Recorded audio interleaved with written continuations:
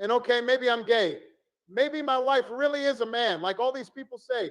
Maybe her name is Big Mike, and maybe she does have a huge dick. But you know what? It doesn't matter. Just go out and vote for Kamala, even if she is retarded. Okay, we already got Joe out of the way. Just vote for Kamala so we can win this thing, and we'll figure it out. Okay? And okay, maybe. Good evening, everybody. Welcome to Viewers Discretion. I'm your host, Joe Neerman, a.k.a. Good Lawgic. Hope your weekend went well. Hope your fantasy teams did well. Hope things are smart. Hope life is smiling on you. It should be. It should be. Our country's about to take a strong turn in the right direction. Just 2 days left. Count them. 1, 2 days left. Get out there, vote your butts off, vote. You can sit here cheering, enjoying all the good stuff. You don't get out there and vote, you're kind of worthless. So don't be worthless. Show your worth. Not to me. I'll never know. I'm not going to know if you vote or not. To yourself. And also to your local politician. Speaking of which, so I got a bunch of stories I want to cover with you, but I noticed how this Trump-Mania is just starting to take over in ways I ain't never seen before. In fact, I'm not alone in that. A bunch of folks have never seen it before. A bunch of folks have never seen it before. And this is something I wanted to talk with you all about here. It's an interesting development. Interesting development. Let me see what I find it here.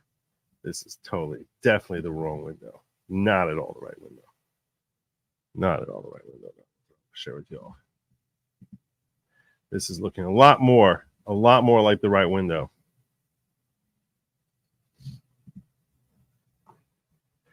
I have spent my entire life living in Jewish communities. Now, my Jewish communities, just to remind you, we don't speak Yiddish in my Jewish communities. Okay? But I have on many occasions gone to Jewish communities where Yiddish is the predominant language. I don't speak Yiddish, really. Not really. No. Hebrew, yeah, I can get by. Yiddish, no. But you don't need to speak Yiddish. You don't need to really speak or understand Yiddish to understand exactly what the heck is happening here. What the heck is happening here? What is happening here?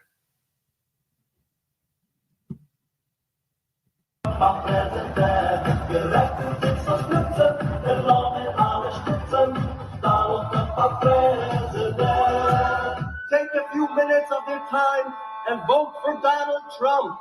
Your vote will show support and will benefit us for the future. Ganz solches Rot, vereinigte Rot, zu Spitzen, Donald Trump, the President. Vote Donald Trump, bitte vote Donald Trump,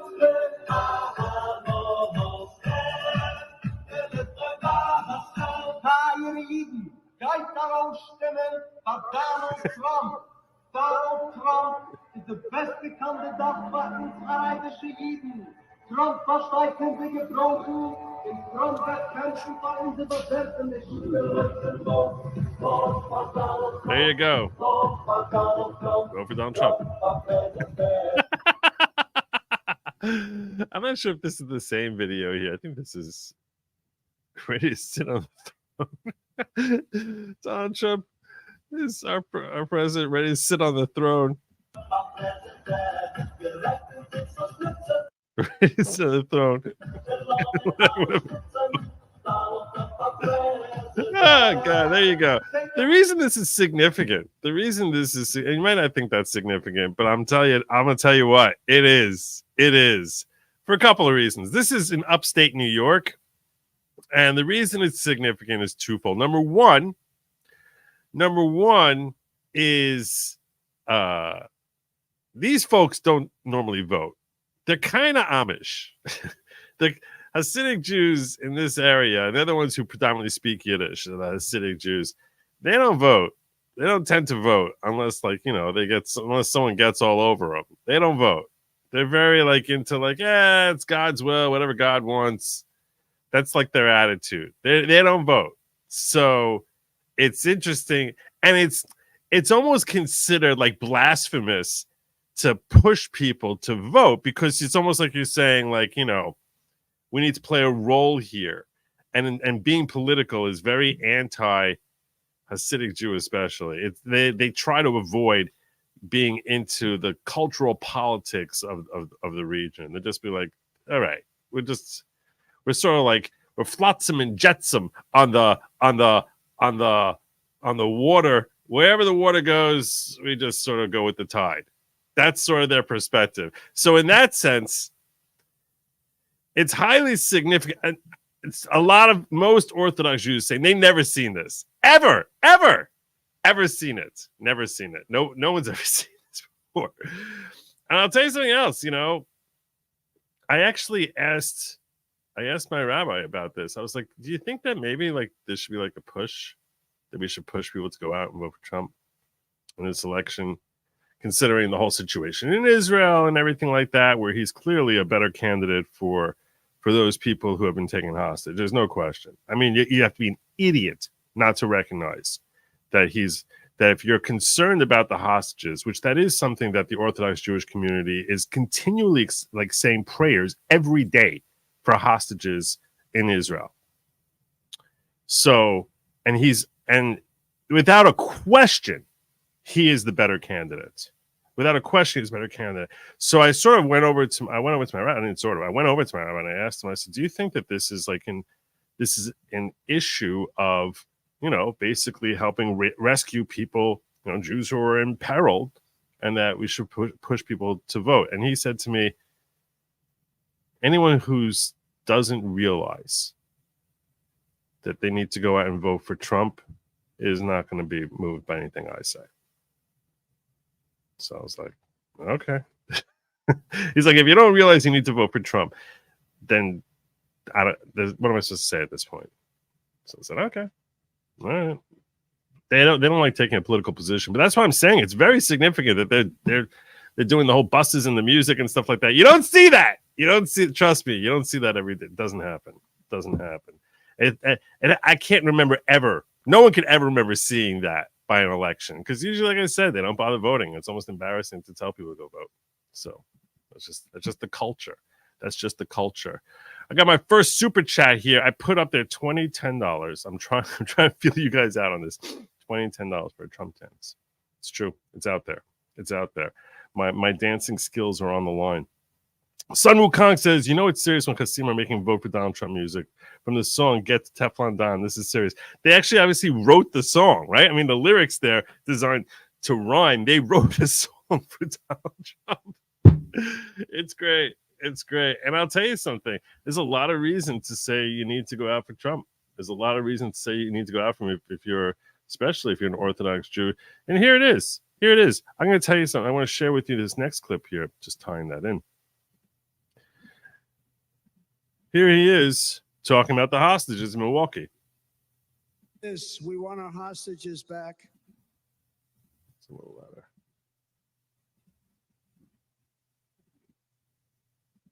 And they better be back before I assume office, or you will be paying a very big price.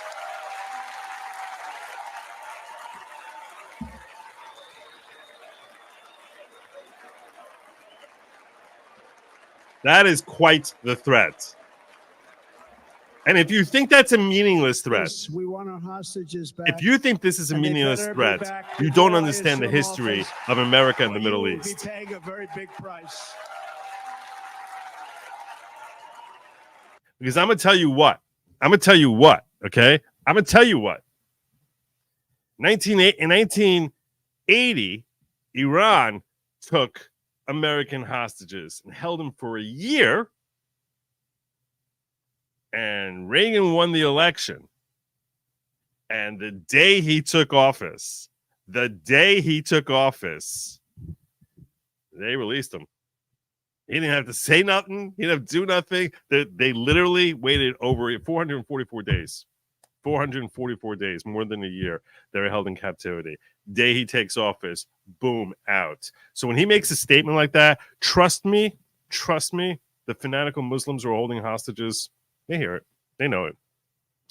He wins the election. You go out there and vote. I can guarantee you, January 20th, 2025, all those American hostages at the very least will be released. I can't say for all the hostages. I don't know about that extent, because I don't know if they think he's talking about American hostages or all the hostages. But I'll tell you this much: the Americans will be home January 20th, 2025. That's my prediction when he wins the election. That's what's going to happen, because they know, like, we're not going to mess with this. We're not messing with this. So get out there and vote. Get out there and vote. Where can you find that video? I'm going to post it on I'll post it on Locals. I've been trying to be better about that, because I realized I have a whole bunch of tabs. Okay? Tonight's show, I've got 3 different windows open, and I kind of divide them by topic, right? So this, for example, so this, if you see along the top here, these are my tabs for like Trump-Mania type thing, because I was like, that's kind of things that get people excited about it. Then I've got like then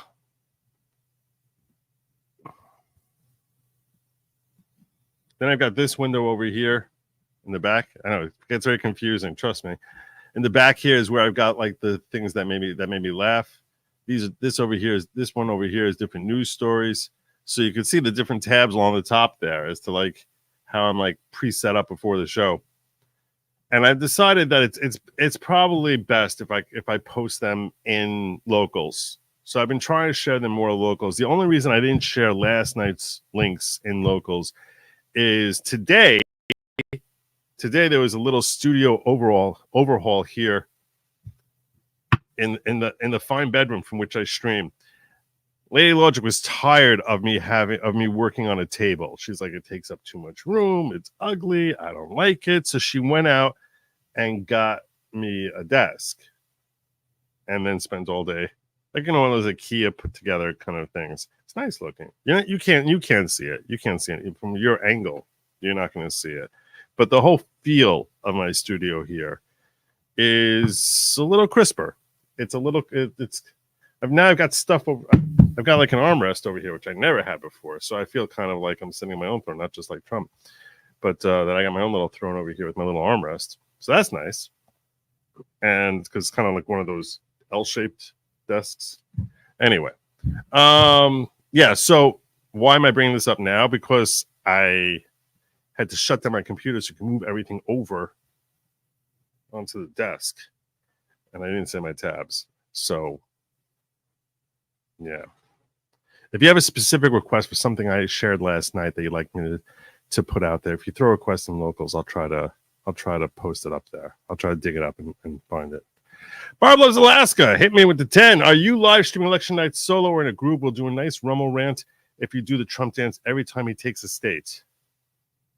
Oh yeah. Yeah, I can definitely do a Trump dance every time he takes a state.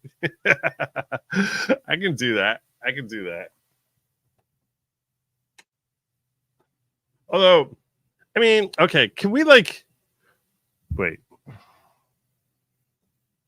I'm not going to do it for like Oklahoma or like Montana, right? I mean, let's get on the same page here.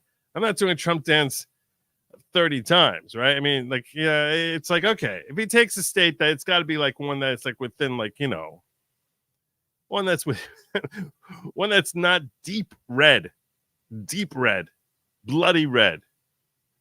But he takes any other state, yeah, I'll do a Trump dance for each of like anything that's remotely borderline. I'll do a Trump dance. That's a fair deal. I highly doubt that Samar Hussein pray for the hostages, given the fact they're extremely anti-Zionist, anti-Israel, and some even pro-Hamas.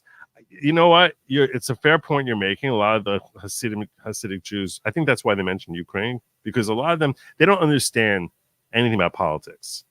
So they sort of like agree, like, just as they don't understand anything about that. And why it is that the whole Ukraine thing is so screwed up and ridiculous that we should be involved in. They don't, so that's why they actually mentioned about, he's good for Ukraine. They are against the state of Israel, but they're not against Jewish hostages. It's just a question as to like, okay, they're Jewish hostages. Does that mean that we should go into Gaza? Does that mean that we should have a Jewish state?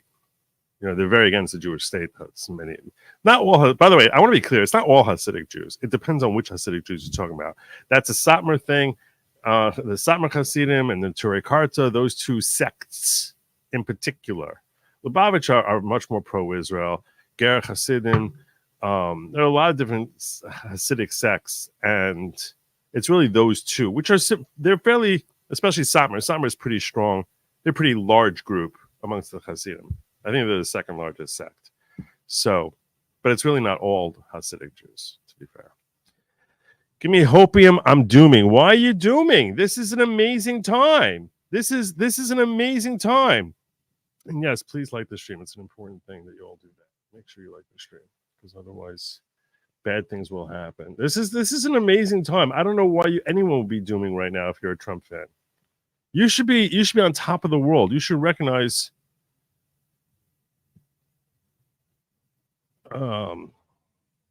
you should recognize that things are going great right now. Things are going actually really great.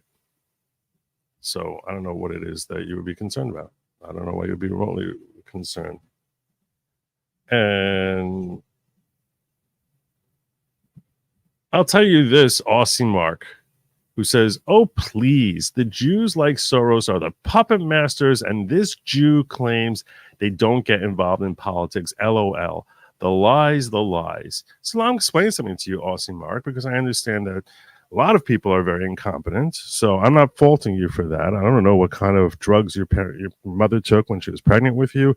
I don't know what type of, I don't know where it is that, you know, someone touched you when you were young or something like that. But much like you're not like every white person, black person, Indian, I don't know what the hell you are. But much like, let's just put it like this.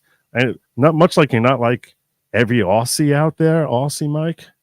Yeah. So too, Jews are not all exactly like some sort of formula type of thing. Now, amongst the left, a lot of them do get involved in politics. I've talked about that a lot. The ones who are irreligious tend to get very into leftist politics. I've talked about that a lot as well. You want to sit there saying like the lies. And I'm saying to you is religious, ultra-religious Hasidic Jews don't get political. So if you're incompetent, you probably just assume, oh, okay, they're all the same. I can't really help you with that. You need to read more. Just sort of broaden. You know, not just, you know, der Stürmer, right? You know, like just broaden a little bit. I don't know. Maybe. Might help. Get tracksuit work with Gouvet on November 5th. I'm going to reach out to Robert.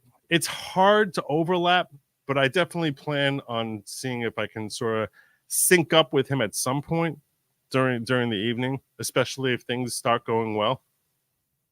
That I'll try to hook up with him. So we'll try to. I'm definitely going to try to do that. That's definitely on the plan. Anyway, I want to go through the news, get through a couple of. Oh, thank you for posting links on locals. My pleasure. It is my pleasure.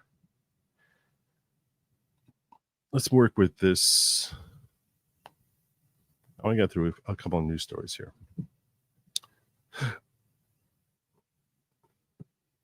So this one kind of surprised me. I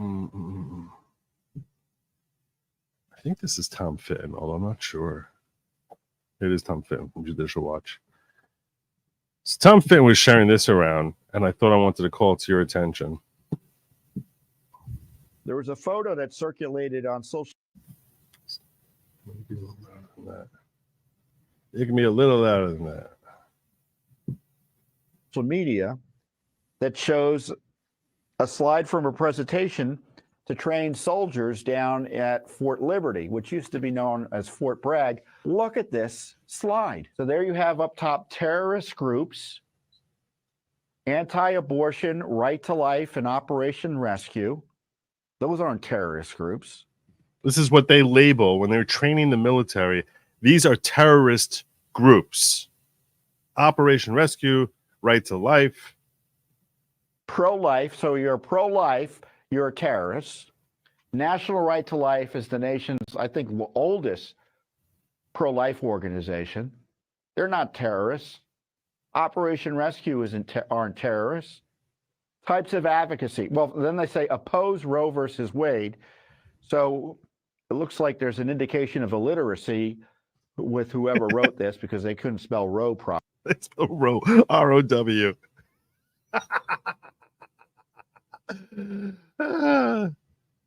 Properly. They probably never saw it in print because they don't read.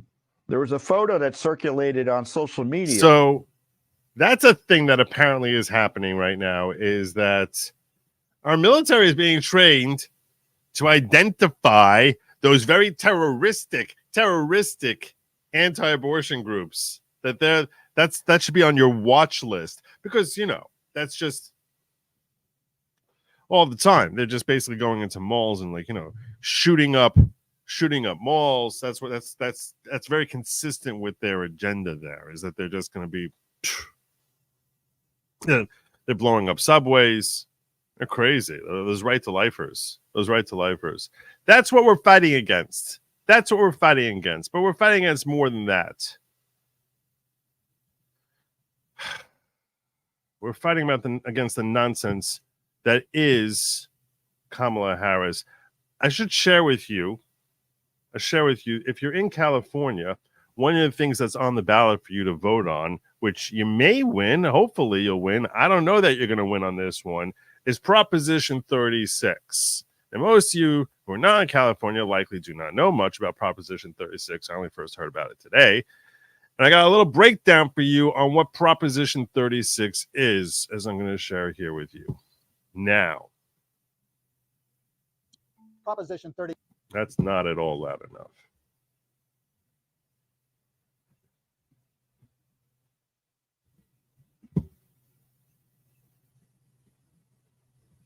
Proposition 36 on the November ballot would change California law when it comes to punishments for drug use and for theft. Under current law, as long as you only steal $950 or less, that's a misdemeanor. That's sort of a citation. Even if you do it a dozen times in an afternoon, that's a dozen different citations. Prop 36 would change that. For those who are offended multiple times, you could end up in state prison. Plus, it would start a new category where if you're a drug user, you will have a choice, either go to state prison or go to court-ordered rehabilitation. You're going to have a choice. So this is the harsh Proposition 36. No more stealing up to $950. No more of that. We're gonna say we're not allowing that anymore. That it's just totally okay. People walk in and just steal whenever they want, as long as it's under $1,000, and that if you get busted with drugs, that we'll give you a choice: go to jail or go to rehab. Which sounds like it's basically, at the very least, we're going to force these drug addicts to go to rehab under threat of imprisonment. That's essentially what it is. That's what Proposition 36 is.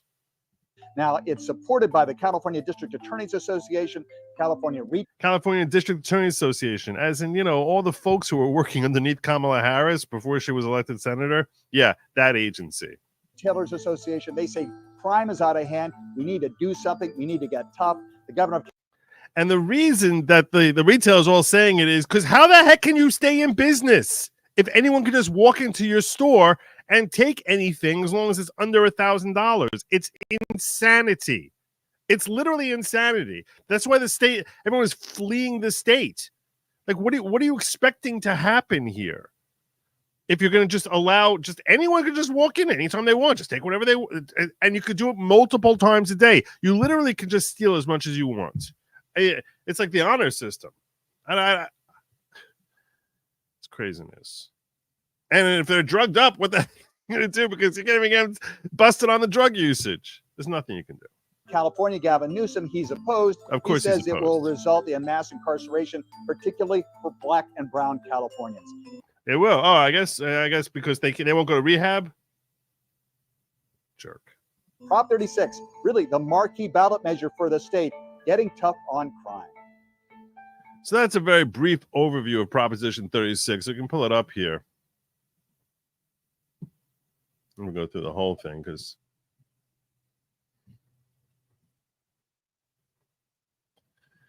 it's going to be known as the Homelessness, Drug Addiction, and Theft Reduction Act, designed to reform laws that have dramatically increased homelessness, drug addiction, and theft throughout California. Obviously, why would Gavin Newsom want something that's actually going to take care of the homelessness problem? It's going to provide drug and mental health treatment for people who are addicted to hard drugs, including fentanyl, cocaine, heroin, and methamphetamine. Add fentanyl to existing laws that prohibit the possession of hard drugs while armed with a loaded firearm. Add fentanyl to existing laws that prohibit the trafficking of large quantities of hard drugs. Permit judges to use their discretion to sentence drug dealers to state prison instead of county jail when they're convicted of trafficking hard drugs. It's basically having some sort of government oversight here about the key problems that are plaguing the state of California. It's going to warn convicted hard drug dealers and manufacturers that they can be charged with murder if they continue to traffic in hard drugs and someone dies as a result. Reinstate penalties for hard drug dealers whose trafficking kills and seriously injures a drug user. Increase penalties for people who are poorly engaged in theft. And add new laws to address the increasing problem of smash and grab thefts that result in significant losses and damage or that are committed by multiple thieves working together, which basically we have no answer. California has no answer for that now. So that's what Proposition 36 is. This is something that is basically, if you have a brain, like any sort of brain at all, you don't need to have, you can be as stupid as Aussie Mark, and you still would figure out that you kind of need Prop 36. Right? I mean, you can kind of figure that part out. It's not that hard. It's really not that hard. I mean, anyone can figure that out. You would think. You would think.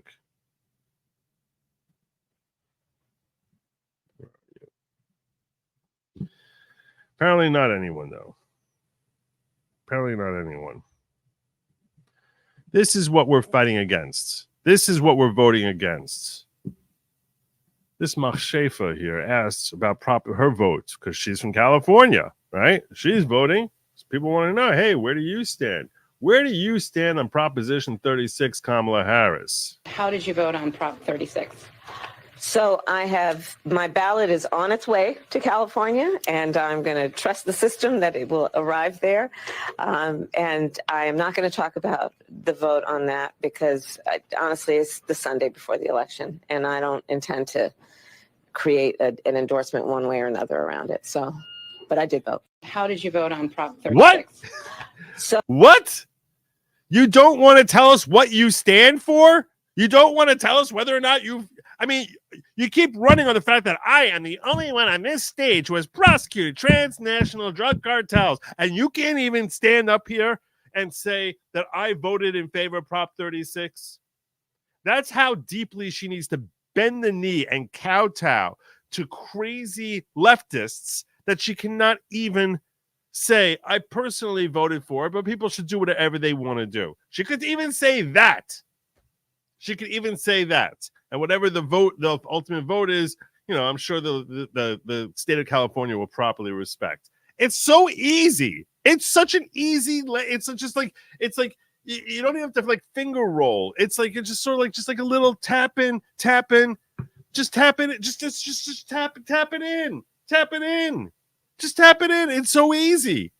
I cannot tell you that because I'm afraid of angering a handful of the most lunatic, fringe, leftist commie crazies ever, that I cannot even publicly state that I support basic, tiny restrictions on unfettered crime. I can't even say that. I can't. How can I say that? How can I say that? My base is going to be all mad at me. Everyone's going to be like, what's happening here? You're a crazy, hardcore conservative. You're supporting Prop 36. That's how ridiculously, it's like, you have people in the middle, you got people on the right, you got people on the left, and then you got like Kamala, it's like all the way over here. Like, she's like, I'm pulling further. Lunatic. What a friggin' lunatic. God. God, what a disaster this woman is. What an utter disaster. Utter disaster.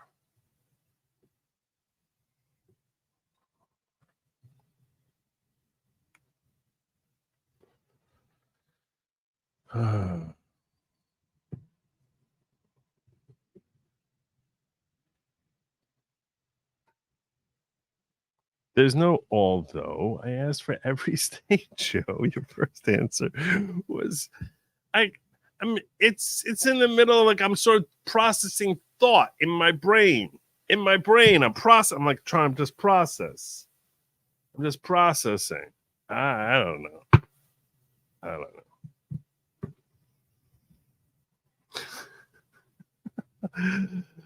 Rabies squirrel, low risk. Dogs and cattle high risk. Rabies, squirrel are low risk. Dogs and cattle are high risk. Oh, okay. All right. I meant to ask you for your favor. I hope things went well with your husband.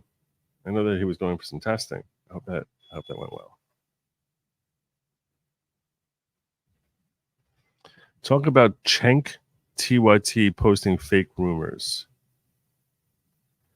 I will tell you that I was in an X space today. I'm not familiar with Cenk posting fake rumors. Now you had me curious about this. Was that on X, IPEC?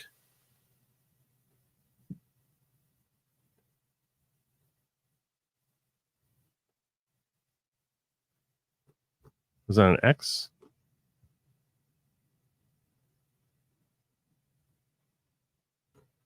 I'll look for it real quick. Just tell me, IPEC, where it is. Where I'm supposed to be looking. Because I did not see that.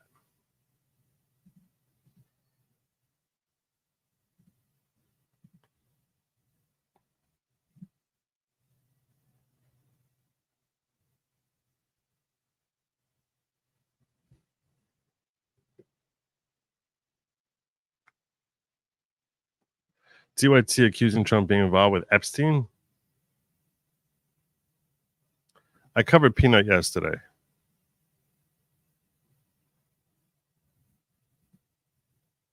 I spent like a while talking about Peanut yesterday. Everyone was looking up online here.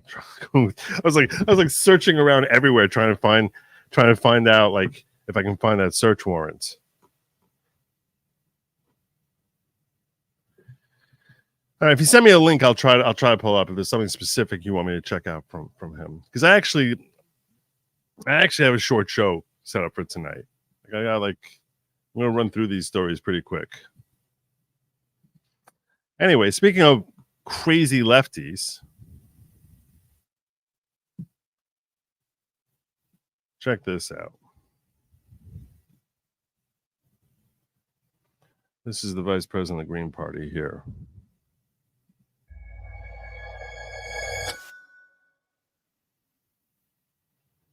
It would be very nice if, the NCAA. Hold on a second. Damn it.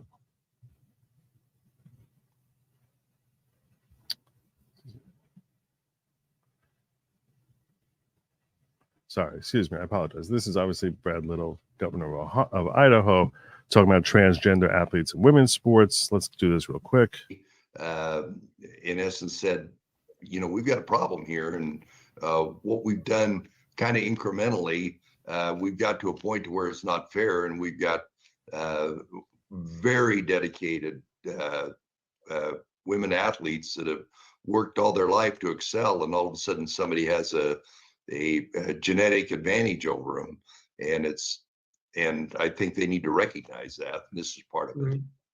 Well, I would like to think that the law and the executive order allow the institutions and the women's teams to do what they want to do anyway. That if they're concerned about litigation from another state, they can look for backup to our Idaho legislation and my executive order. That's how I view it, is that they'll have confidence to do the right thing, which they want to do. But somebody will threaten them. There'll be the cloud of litigation coming out of a liberal judge in California, and we'll say, well, between the law and the executive order, the administration, the teams, the athletic directors, they will do the right thing. All right. So there was that story. That was Brad Little talking about. But because Fox just does that, they'll just share like a random video of someone talking about a topic. AOC calls Green Party predatory because the vice president, their VP nominee from the Green Party, as in the crazy woke leftists, she calls them predatory because the VP nominee doesn't want biological males in female sports. Democratic Congresswoman Alexandria Ocasio-Cortez attacked the Green Party presidential ticket after the party's vice presidential nominee, Butch Ware, spoke out against transgender athletes in women's sports. Quote, "I don't think biological males should play in female sports," Ware said in a video posted to X by lawyer and columnist Olayemi Olurin. Quote, "I think it was an unfair, competitive advantage." Ocasio-Cortez responded to the video labeling the ticket predatory. That's predatory. That's predatory. "Like I said, this ticket is predatory and people deserve better," she wrote. Ocasio-Cortez taking partisan stance to support transgender rights and protections after the Biden-Harris administration passed a sweeping reform to Title IX in April that aimed to provide more protection for gender identity in schools and universities. Ocasio-Cortez argued that the reform did not go far enough in favor of transgender people, and specifically transgender athletes who want to compete in women's sports. "Absolutely no reason for the Biden administration to do this. Indefensible and embarrassing. The administration can still walk this back, and they should. It's a disgrace," Ocasio wrote in response to a report that the change would allow schools to bar transgender athletes from women's and girls' sports. I think she should play every sport against transgender women. I think every time she's engaged in any sport. I think she should be forced to date and marry only transgender women, only transgender men. Administration issues sweeping rule that clarified Title IX's ban on sex discrimination in schools covers discrimination based on gender identity, sexual orientation, pregnancy, or related conditions. And while the administration insisted the regulation does not address athletic eligibility, multiple experts presented evidence to Fox in June that it would ultimately put more biological men in women's sports. Still, that's not good enough. I've spent a decent amount of my time here in Congress sitting through panels and hearings of men attempting to restrict the rights of women and telling us that it's for our own good. But I want to dive a little bit more deeply into why this issue with targeting trans women. What about when women complain about it? What about Riley Gaines? What do you say to her? Stinking bitch. In sports is particularly problematic, not just for trans girls, but for all of us. Oh, yeah, okay. We're here today because there's a proposal here, and there are several proposals here to further marginalize trans women in sports. And I think about this all the time because trans people in the United States. Because there's like 50 of them, and this is what you need to be spending all your time talking about. Doesn't even exceed 1% of our population. Yeah, but this is something you think about all the time. And yet there's so many resources and energy and time dedicated to because you're butchering women when they play sports against them. That's why. Figuring out how we can more finely exclude them from our sports. And I thought, why so much effort and dedication on such a because obviously you've never had like somebody walk in and claim I'm a trans woman and swinging his junk around and basically saying, now I get to change in here. Obviously you've never been spiked by a volleyball from a trans woman and been paralyzed. So maybe that's why. Maybe something that's obviously and blatantly horrific and evil and dangerous is something we should just be like, no, we're not doing that. That's why. If you actually cared about your stinking constituents.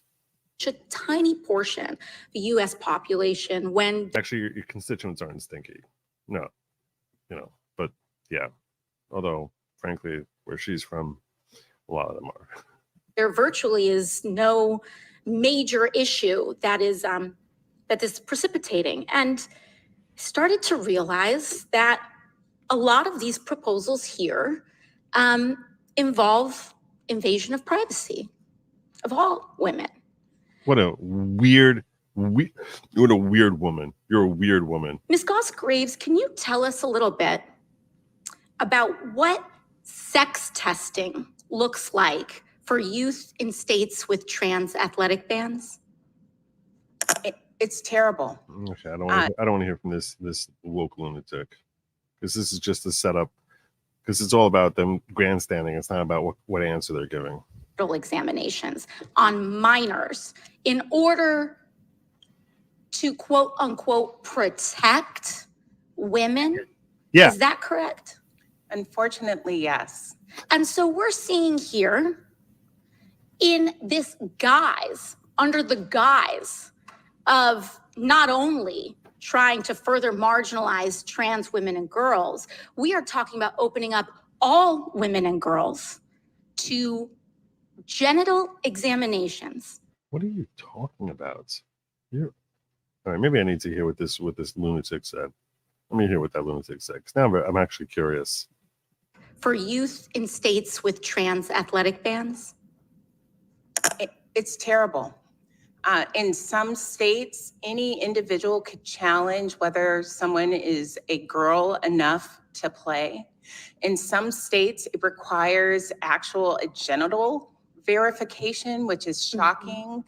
And By other women.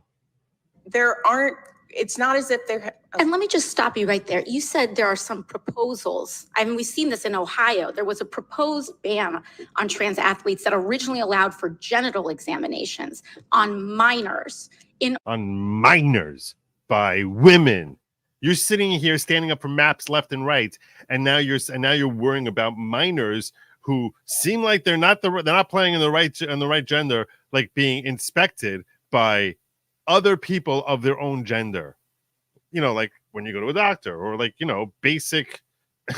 This is insanity. This is insanity. In order to quote unquote protect. It's like, I hate when it's so aggravating seeing morons pretend that they're intelligent. Women, is that correct? Unfortunately, yes. And so we're seeing here in this guise, under the guise of not only trying to further marginalize trans women and girls, we are talking about opening up all women and girls to genital examinations when they In order to protect women and girls, doofus. are underage. Oh my God. That's right. Instead, Potentially just because someone can point to someone potentially just because they might kill someone. and say, I don't think. Like, she's standing up for women. This is the retarded, backward, convoluted way. I'm standing up for women by exposing women to risk. I'm standing up for girls by exposing girls to risk of permanent physical harm. Like, you're so freaking insane. Think you're a girl? That's correct. And we're saying this in an environment of a post-Dobbs America. Who cares? Where states are How is that criminalizing relevant? Oh, geez. access to abortion and want nothing No, they're criminalizing for the doctors, not for the patients. more than liar. data Gaslighting. on women to figure out who's getting a She doesn't give the slightest damn about women's rights. menstrual cycle, who doesn't have one. Stupid. And we're supposed to believe that this is going to make us better We're supposed to believe that you actually are a competent congresswoman. and That you actually care about women when you're sitting here happily urging that you should expose young girls to permanent physical harm. safer? Stupid. I think not. I think not. And You don't think.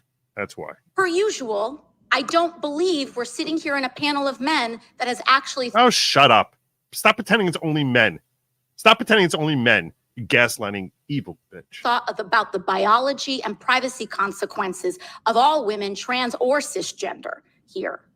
Ms. Goss-Graves, in addition to that, are there certain groups more likely to face discrimination under these bans?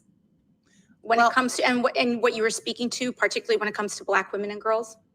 Yeah, we have seen that there are examples of Black women who are even professional athletes whose bodies have been more examined and demonized. We've seen that with my fan favorite, Serena Williams, whose body is often talked about. That sort of challenging them for who they are I can't watch this anymore. Anyway, so apparently the Green Party is not woke enough for lunatic AOC. They're not woke enough.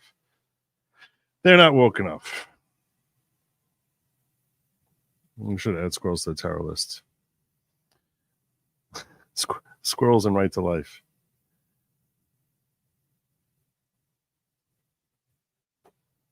I haven't seen training like this personally, but I can say from experience that the training falls on deaf ears. Oh, you're saying when they train the military? Right. Well, that's encouraging. That's encouraging. But it speaks more to what the agenda is rather than the impact. Thomas says, isn't there a word you guys use have people like Soros, who I think is a Jew, but didn't he like go around ratting out families when he was a kid, if you know what I mean? Screw that awesome white guy. Oh yeah, the term is a capo. K-A-P-O they're called a capo. And he actually was worse than that. He helped Jews basically raid Jewish homes and basically looted with them the money from Jewish homes. Purportedly. I obviously wasn't there. But what they say is that he happily did it and said, if I didn't do it, someone else would do it. Evil scum. Hi, Joe. I did more knocking, more door knocking for Trump in Nevada. I said it right? Right? Same millennial? I said it right? Nevada this weekend. Good for you. You go, same millennial. Put up some Trump signs around the city. We'll do more tomorrow. Most voters I've spoken to here already voted for Trump. Scott, Nevada. Go get him. We got some Trump-Mania I'm gonna cover in the second half here. Joe, this is enough to make you stop her, please. I had enough. Joe, I DM'd you a vid on X, well worth the 2-minute great closing vid. I'll try to check it out. Thank you, Bogey. I appreciate that. How and why is Cortez relevant? She has a massive war chest. She does. She's like a national figure. That's why she's relevant. They eye her for like 8 years from now, 12 years from now for like the presidency. That's how they look at her. Hey, Joe, can you take in a class action by this logic? Decades of men have been brutalized just to play middle and high school sports. Yeah, seriously. They make you like change in a public locker room. Unbelievable. Insane woman. What an insane woman. There was a story that went on this weekend, which I never got a chance to cover, and I want to just cover it really quickly because people are still talking about it a little bit.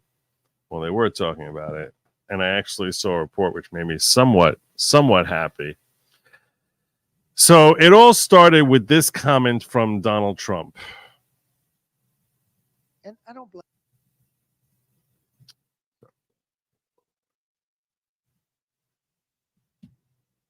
blame him for sticking with his daughter. And I don't blame him for sticking with his daughter. But his daughter is a very dumb individual, very dumb. He's talking about Cheney and Liz Cheney, his daughter. She's a radical war hawk.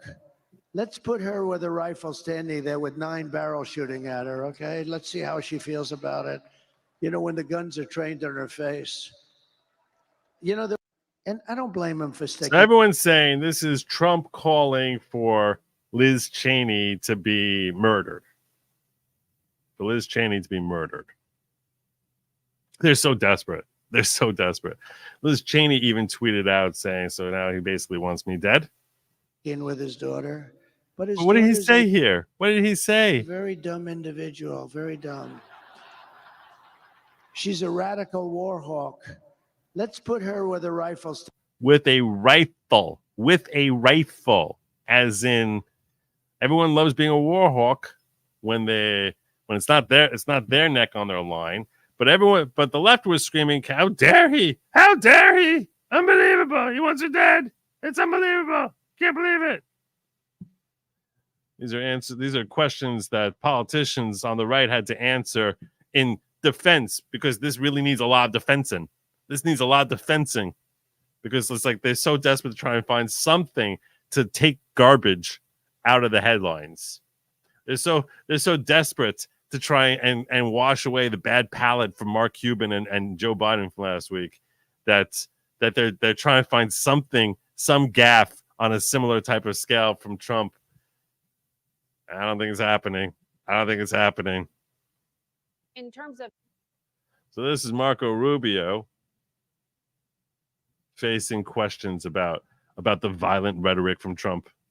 safety and security, that soundbite a moment ago from Donald Trump talking about training guns on the face of Liz Cheney. The Trump campaign says that was about foreign policy. Well, we just played it for our viewers and listeners who heard it. Isn't it possible to make the case without using rhetoric like that? But Donald Trump doesn't talk like someone who's been in Washington for 30 years. He doesn't Training say it the guns way I on her would have said it. face? No, but that's not what he said. Mario, you guys know that. Come on. I mean, everybody knows exactly what he was saying. What he was saying is, you're so much in favor of war. Yeah, you played a piece of the soundbite, because in another piece of it, he said he would give her a gun to go stand in conflict as well. You don't normally give a gun to someone that's going to be facing a firing squad, which is what much of the media made it sound like. The point he was making is not a new point. It is a point that has been made by people in both parties for decades, and that is, you're all for war, and it's easy to be for war when you're in some fancy building and you're safe and sound in Washington, D.C. Let's see how much you are for war when you yourself get deployed into combat. That's the point that he was making. There you go. So I figured that this was going to just stay where it was. I thought that was it. You're just going to have the left continue to lie and gaslight that he was saying that he wants Liz Cheney to be killed, and that the right was going to be like, you're all a bunch of gaslighting idiots. That's how I thought this would all end, and I just stumbled on this, even though it came out a couple of days ago. But for me, it's new. So for you, it is too. That Snopes apparently took the side of the right. Go figure. Snopes says, despite violent rhetoric, Trump didn't threaten to have Liz Cheney shot. During a public conversation in Arizona, Trump described Cheney as a radical war hawk who always wanted to go to war with people. In that vein, Trump hypothesized a situation with Cheney armed with a rifle is standing there with 9 barrels shooting at her. Scott Dworkin saying, Trump is threatening Liz Cheney, firing squads. You all covering garbage propaganda. Do your damn jobs. They're so bothered. They're so upset. Trump violates terms of bail by threatening the life of Liz Cheney.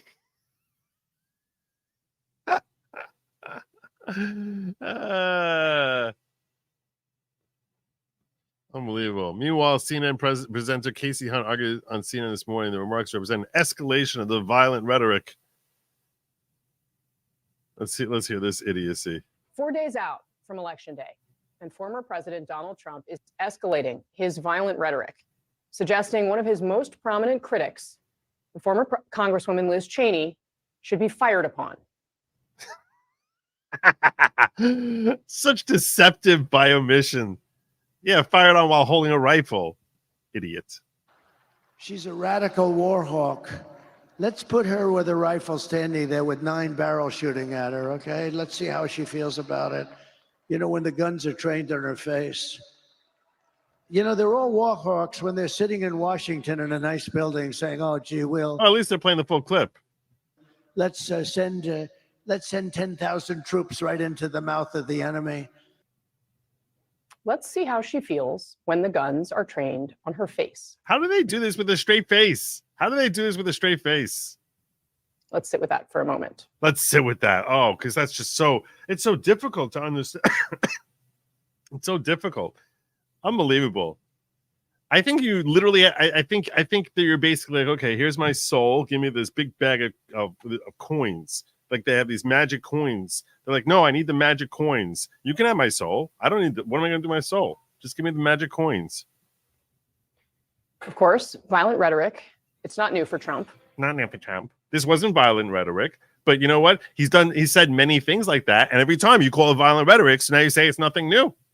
But this stark imagery represents an escalation. Oh, is it now? That's if this is an escalation, it only goes to show you that he never engages in violent rhetoric. That's the point. You're making the point that the right is making all the time, because this is not violent rhetoric. Clearly, he's expressing a thought that has been expressed by countless people, countless doves in the past, about how it's very, very easy to be all gung-ho about war when you're sending someone else's kids out there. And he's expressing that in ways that countless people expressed it before, and you calling this an escalation from his normal, because what his normal is also not violent. At a tense moment when the country is on edge heading into Tuesday, with 7 in 10 Americans saying they feel anxious or frustrated about the election. According so does that have to do with anything? To a new AP poll. And it comes after Trump has raised the specter of using the U.S. military on Americans he calls the enemy within. No, he hasn't. He has not said that. Where's the clip? Let's hear that clip. I think the bigger problem is the enemy from within. Yeah. Not even the people that have come in and destroying our country. By the way, totally destroying our country. The towns, the villages, they're being inundated. But I don't think they're the problem in terms of election day. I think the bigger problem are the people from within. We have some very bad people. We have some sick people, radical left. And sick people, and the sick people should be addressed. Lunatics. It should be very easily handled by. No, what happened to the clip there? What happened to the clip? Where's that little blip? If necessary, by National Guard, or if really necessary, by the military. That's if there's crazy violent uprisings. Yeah. Yeah. As in, why didn't we call in the National Guard on January 6th? Why didn't you do that? Throughout the last nearly 10 years with Trump on the national stage, the public rhetoric has gotten darker and more violent with time. It's gotten darker and more violent in that people have been firing at him, trying to kill him. The man that was I don't know, you say roughed up. He was so obnoxious and so loud. He was screaming. Maybe he should have been roughed up, because it was absolutely disgusting what he was doing. That was during Trump's first campaign. Where's all the fight? Where's Maxine Waters screaming, you got in their face! You got in their face! Well, anyway, Snopes has debunked these idiots. This is how dictators destroy free nations. They threaten those who speak against them with death. Yeah, well, Snopes says you're full of crap. Sorry, Lizzie. According to Snopes, the remarks require some context. Cheney was one of the most prominent Republicans to oppose Trump, and she endorsed his Democratic rival, Vice President Kamala Harris, president. While in Congress, as vice president, she was the vice chairwoman of the committee that investigated January 6th riot at the U.S. Capitol, seeking to clarify Trump's roles in the events. She lost her seat in the House of Representatives. No, she did not lose her seat in the House of Representatives. She got her butt handed to her in the primaries. Snopes found the recording of the conversation Trump had with former Fox News presenter Tucker Carlson, in which he made the remarks in question at roughly the 1:09 mark. It took place in Glendale, Arizona, October 31st, 5 days before Election Day. Here's the transcript of what he said, including the context. He said, and former President Dick Cheney he said, I really want to thank you. He said, now I'm so glad that I actually endorsed you. It's amazing. But that you would do this, and I didn't speak to him about it. But then, you go a couple years forward now, and I don't blame him for sticking with his daughter. In other words, now he turned on her. But the daughter is a very dumb individual, very dumb, radical war hawk. Anyway, okay, let's put her with the rifle standing there with 9 barrels shooting at her. Okay, let's see how she feels about it. When the guns are trained on her face, they're all war hawks when they're sitting in Washington, nice buildings, saying, "Oh, gee. Well, let's send 10,000 troops right into the mouth of the enemy." But she's a stupid person. I have meetings with a lot of people, and she always wants to go to war with people. Yeah, pretty clear.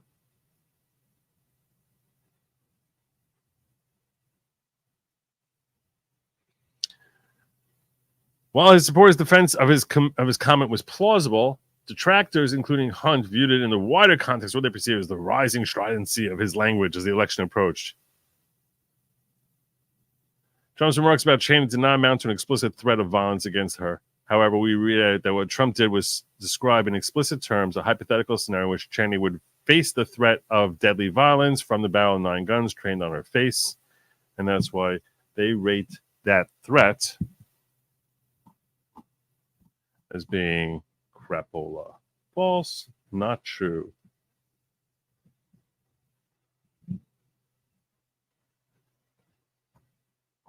They don't like writing the word false, but that is essentially what they're writing here. So let me cover a couple. What are you guys saying to me here?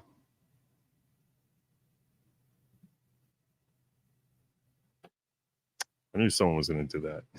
I knew someone was going there. I will say the energy in Nevada feels like Trump has this. Nevadans have had the resentment to California going back over 100 years. Well, it's about time. It's about friggin' time. Babster, 2 bacteria, no cancer lesions.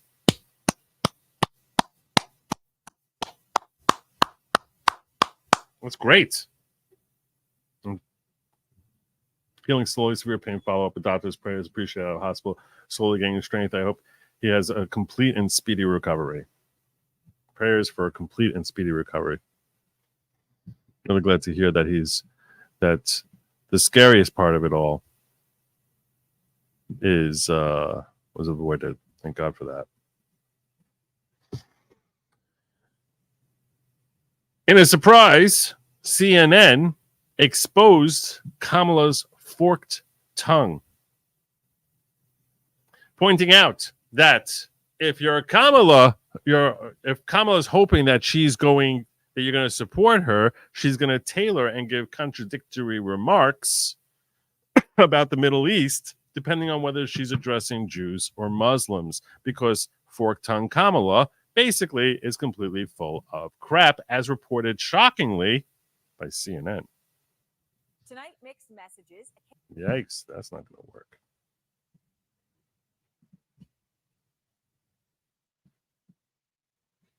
A file investigation this hour finds Kamala Harris is targeting crucial battleground voters with vastly different messages on Gaza and Israel. This ad is running in Michigan, which has the largest Arab population in America. What has happened in Gaza over the past 9 months is devastating. We cannot allow ourselves to become numb to the suffering, and I will not be silent. All right, well, it's a very different story for an ad in Pennsylvania targeting Jewish voters. Let me be clear.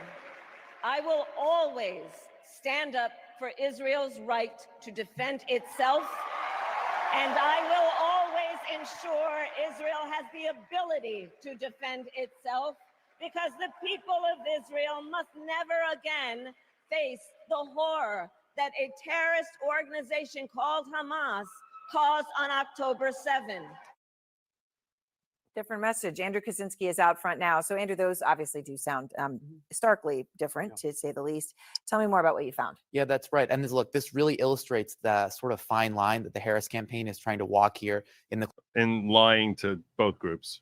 Closing weeks, closing days of this campaign on the issue. While lying to both groups and hoping that neither side finds out about it. How's that working for you, Kamala? Of Israel. Here you have 2 entirely different constituencies, and they are getting 2 entirely different messages. There are often times these constituencies have very opposing views on this. If you are a Jewish person in Pennsylvania, you saw that ad that you're getting. You are getting that ad that talks about how strong she is in Israel. If you're a Muslim voter in Michigan, you are getting that ad on Facebook that's talking about, because basically Democrats will say whatever they need to say in order to get your stinking vote. Talking about how she won't be silent on the issue of Gaza. Now, what's really interesting here is that ad that we just played, the one that's going to Jewish voters in Pennsylvania. Now, it sort of sounds like those 2 clips of her talking about Israel are together, but they actually cut part of it out. Take a listen to what they cut. What has happened in Gaza over the past 10 months is devastating. Because, they cut that from the commercial they're sending to Jews. President Biden and I are working to end this war such that Israel is secure, the hostages are released, the suffering in Gaza ends, and the Palestinian people can realize their right to dignity, security, freedom, and self-determination. Yeah, Israel doesn't have a problem with that. The problem is that the only offer that they're going to accept is 100% of everything.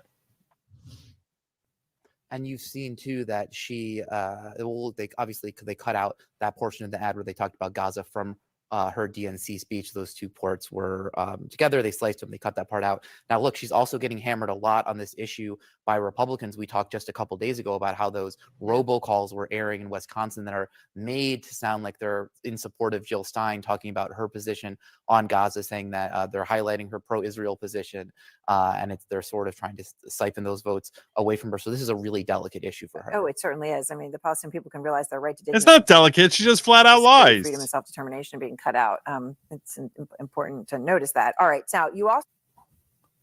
The only thing amazing about this story, because we all know she's a big fat freaking liar, and that she'll basically tell her, whoever's listening to her, whatever that she thinks they want to hear in whatever dialect or accent she thinks they're going to be most comfortable with, because she's basically completely made out of plastic, and she's basically a big ball of plastic and awkwardness, nothing else in between. What's shocking is CNN actually admitting it. That's what's so shocking. It almost makes you think maybe they smell something, that the writing's on the wall. Maybe they smell it. Maybe they smell it. I don't know. What do you think? What do you think? You think? Drop a comment. If you're watching after, drop a comment. Do you think that the reason CNN is being honest about the complete and utter duplicity of Kamala Harris is because they basically recognize that this race is over, and they're trying to pivot and show that no, we're very balanced. We're very balanced. What do you think? What do you think? Joe, when you hide behind your mods, is that free speech or just you using them to make sure nobody can make fun of you? I never tell anyone that they can't make fun of me. I said, I have quite the contrary. I said, they can make fun of me. So I don't hide behind I never tell my mods to do anything. And I always say, that's something I say, they can make fun of me. Now, when they're saying this, if you're saying the same stupid thing over and over again, then that's kind of just ruining the chat, especially if it's not even related to what I'm talking about. So that'd be kind of stupid. So that I don't like spam, but the 3 rules are no spam, no racism, no violating terms of service. And also the 4th rule is if I have a guest on here, which obviously has been a lot more rare of late, but that when I have a guest on, that I'm not obligated to read a super chat, because that's basically using me as a pawn to bash someone who had doing me the courtesy of showing up here. But yeah, I don't tell them to yank stuff down. So there you go. Joe, you still have all those Starship Trooper clips from back in the day. The closer we get to the election, I can almost hear epic music. If you get me, you even get my hopes up. You should be getting your hopes up. How about them Lions? Best start in 68 years. Them and the Redskins. It's very, very weird. It's very, very weird. But they have a very good team, the Lions. Very good team. Excellent. Everything's going to go well for them.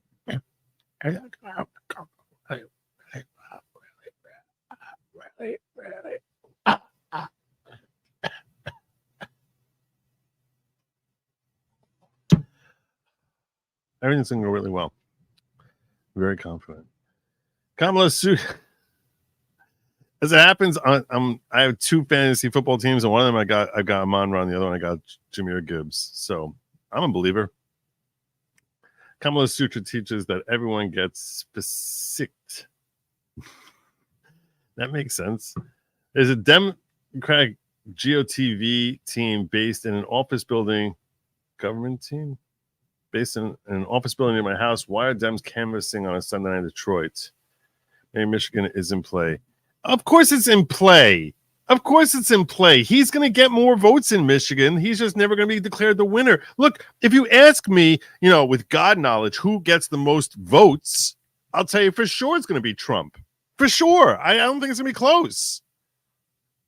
I just don't. I think that Whitmer will cheat. That's why I keep saying Michigan is going to fall. I think she's going to just cheat and cheat and cheat and cheat and cheat and cheat and cheat.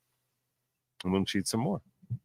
So, yeah, of course. But as far as why I understand why Trump's there.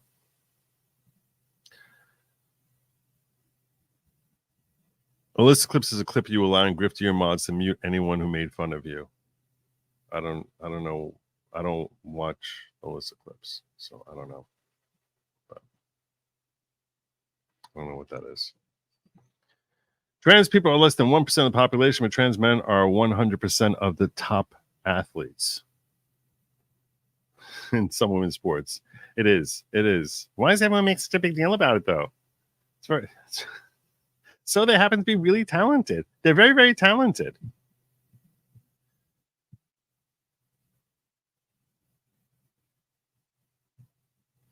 And look, you can say this in theory in any state. I'm just saying that's one state we know they're going to cheat because they actually pass laws permitting cheating.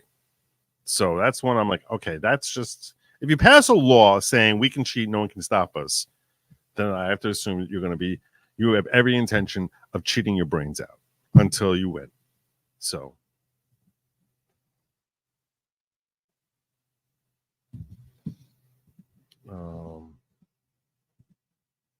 Yeah.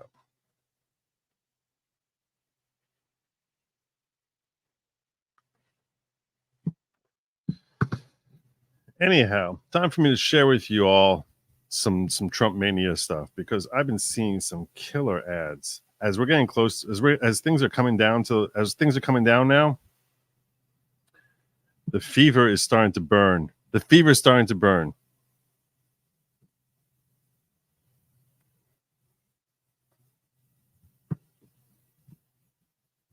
I didn't say I don't know who she is.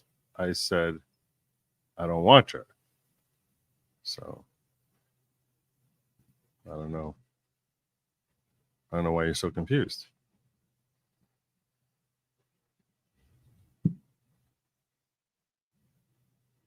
Yes.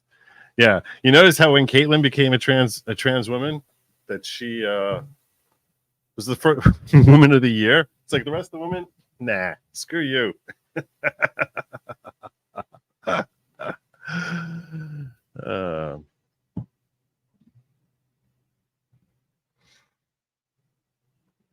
I don't know. This is Sammy the Bull Gravano. Sammy the Bull Gravano. I'm going to share with you all some stuff to get you somewhat inspired. Get you some inspired. Ugh. Here we go. We're less than 48 hours from the polls closing here in New Jersey. In fact, we're less than 48 hours in polls closing, I think, around the country, except for godforsaken Hawaii. And I only call them godforsaken when it comes election time, or analyzing any of the laws that from their Supreme Court, because they're just kind of insane. But yeah, okay. Sammy the Bull Gravano has a message for you. No, He's got a message for you, and you need to hear from Sammy the Bull. Opinion.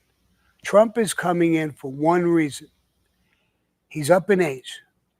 He wants to rebuild this country beautifully. And he wants to leave that as part of his legacy. He cares about his legacy. He don't care about money. He's a multi-billionaire. As much as they try to break him, he's got money. He's not worried about money. You can't bribe him. I know that as a kid growing up. I was in the mob. I tried to bribe him. Never worked. Never worked. And They say talk to the people who know him, who are inside the inner circle. I think Sammy the Bull would know. Was beneficial to him. He just wouldn't do it. So I know now that's the furthest thing from his mind. What's on his mind is to straighten the country out. And I don't care if it's a man or a woman, whether they're good looking, ugly, skinny, fat. I don't care about none of that, what color they are. I care about their policies. Trump is a businessman. His policies are great. And I know one thing. He's a tough guy. I'm going to call him a gangster. We need a gangster. So that's Sammy the Bull Gravano, just to whet your appetite. Just to whet your appetite. Just to whet your appetite.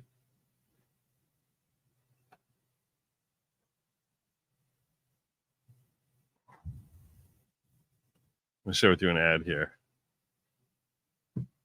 Start getting the feeling. Start getting the flavor. Start getting your fever burning. It's a coming. It's a coming. It's a coming.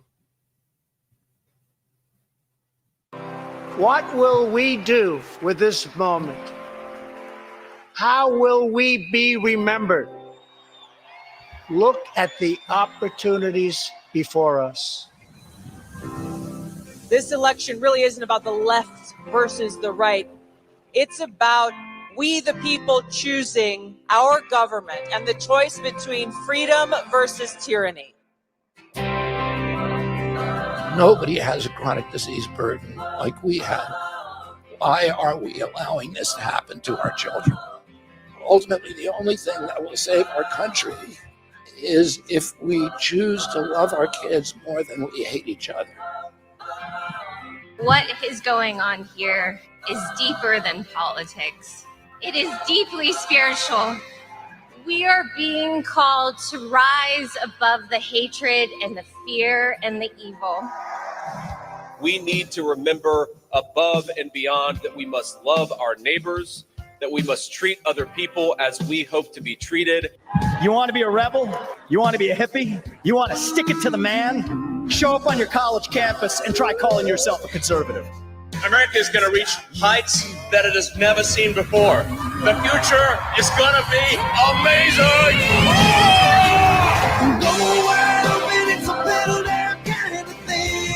Don't you want healthy children? Don't you want a president that's going to make America healthy again? The sweet emotion raining all over me. I come to you today as a former Democrat. I will be a first-time Trump voter tonight. Unbelievable. Just the whole lineup is unfriggin' believable.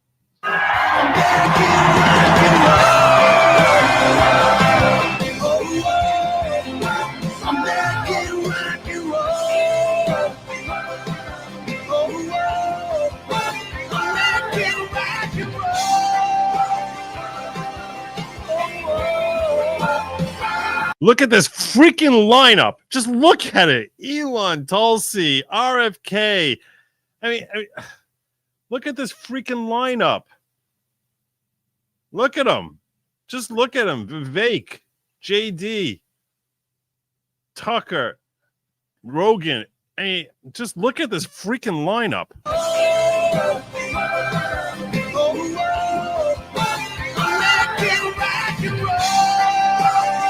This is America coming together.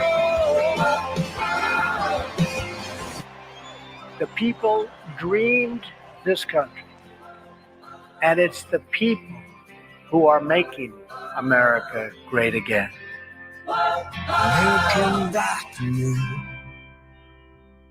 Unbelievable. Are you feeling it? Are you feeling it? Are you starting to feel it?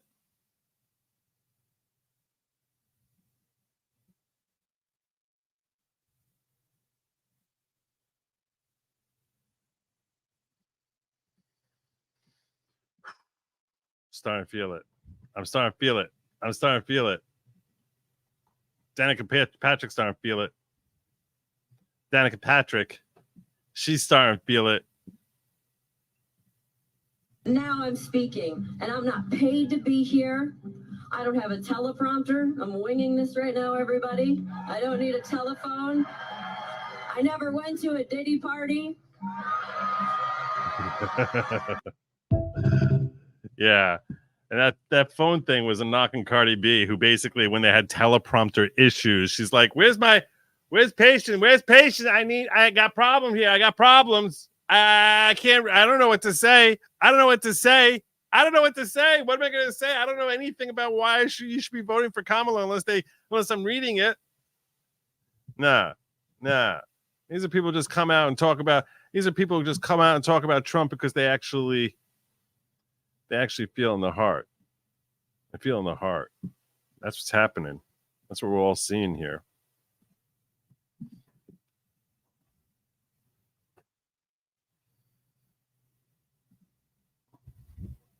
And that's causing this.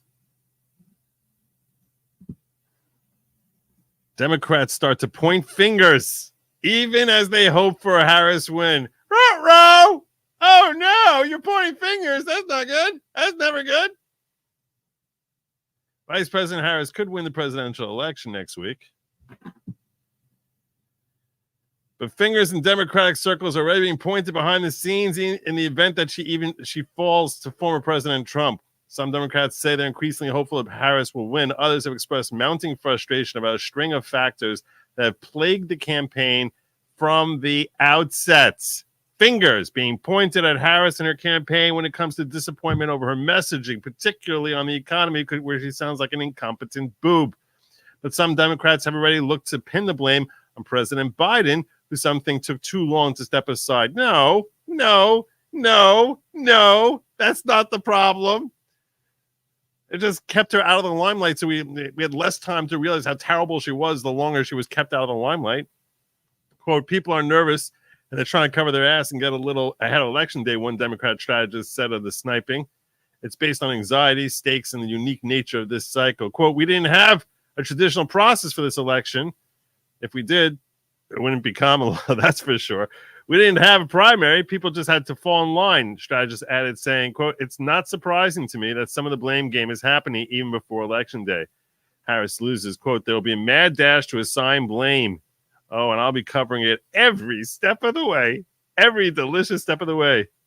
The vice president's decision to pick Minnesota Governor Tim Walz as her running mate over Pennsylvania Governor Josh Shapiro surely will be second-guessed if Trump wins the Keystone State. Harris is going to look real silly for not picking Shapiro, one former aide in the Obama White House said. A Democratic donor agreed, quote, I'm not sure Walz got her anything. A lot of people I'm talking to say he seems like a great guy.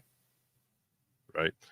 What would I want to have a beer with him? Absolutely. Let's face it, he wasn't a great choice.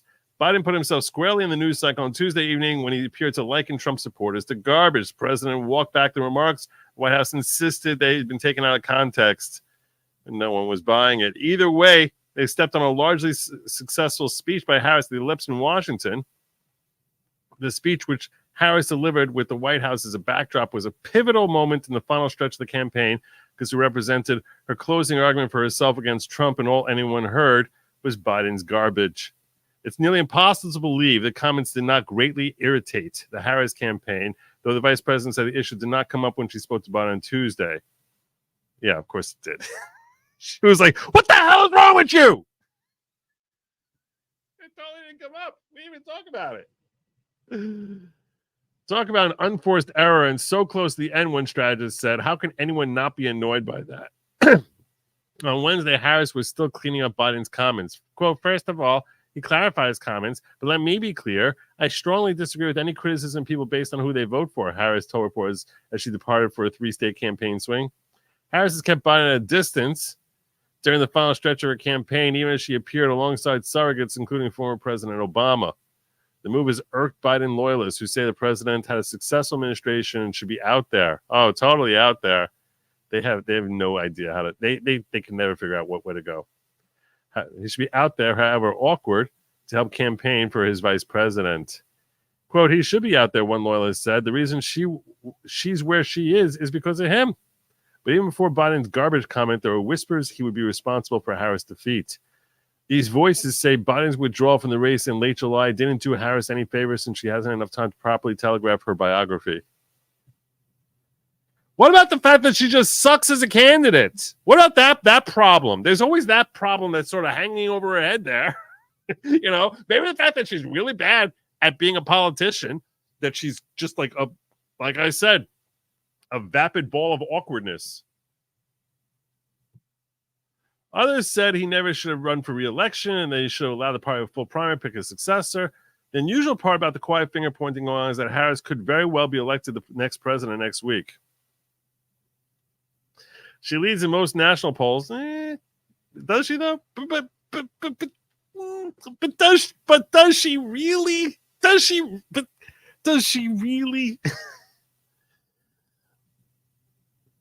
Continues to lead in various polls of key swing states. New CNN poll released Wednesday found Harris with a 6-point lead in Wisconsin. 5-point lead in Michigan. New polling found 2 candidates tied in Pennsylvania. Really? Harris wins all 3 states. She'll almost certainly win the election. Harris is closing strong, big energy moments and rising momentum. Democratic strategist Joel Payne said she's the more popular candidate. Oh, sure. Broader coalition, higher ceiling than Trump. Much higher. Oh, totally. Yeah. Democratic anxiety is understandable because of the threat of a Trump second term. There's a lot to feel good about right now. Oh, is there? Is there? Oh, that's interesting. I guess that's one way of looking at it. I guess that's one way.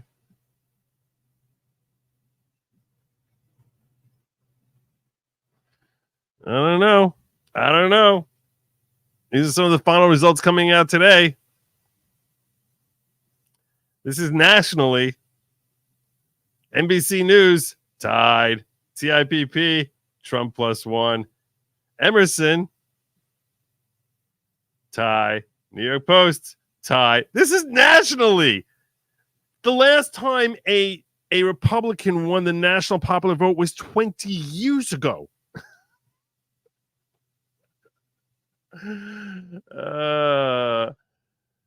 Yahoo News, Harris +1. ABC News, Ipsos. You got Harris +3 over here. Harry Enton of CNN has kept saying she has to win by a minimum of 3 to win this election.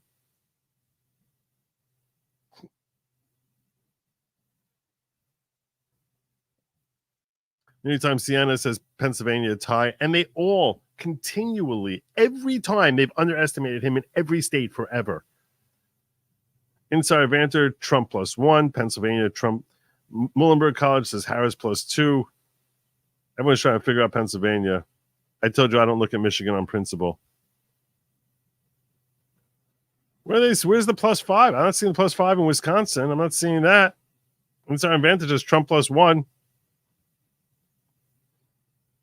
Arizona is over. Nevada, I don't know. My viewers say Nevada is Trump is hands down. Now they're trying to say, New York Times, they're trying to say Georgia, Harris is +1. No one else thinks that. No one else thinks it's going to be within 5. I'll share with you. Let's check out the early voting. Because I always wait to check this out with you guys. So far, there have been 76 million early votes. Early in-person votes. Again, in the past, historically, early voting was always strongly in the last cycle when he barely lost by like 100,000 votes across the nation. And it's like Republicans being outvoted by like 6-1 margin. Now it's Republicans +4 over Democrats in Nevada. +9 in Arizona. In Georgia, +3. Ohio, +10. Even in Pennsylvania, it's 57-33. It's been inching up. And that's with only mail-in. They only do mail-in. And Republicans don't do mail-in early voting. Because early voting mail-in, I know they have mail-in, in-person mail-in type of weird things where you walk in with the mail-in thing. They have that. I assume most Republicans are opting for that in Pennsylvania. I keep praying this is going to go red, and I don't know. I'm starting to lose hope on it. But I'm not losing hope on New Hampshire. 37-33. No one thought they would see this. No one saw this coming. This is the level of enthusiasm. What wins elections? And in Virginia, what was in Virginia? 50-39. That's perfect. That's totally fine. This is totally fine.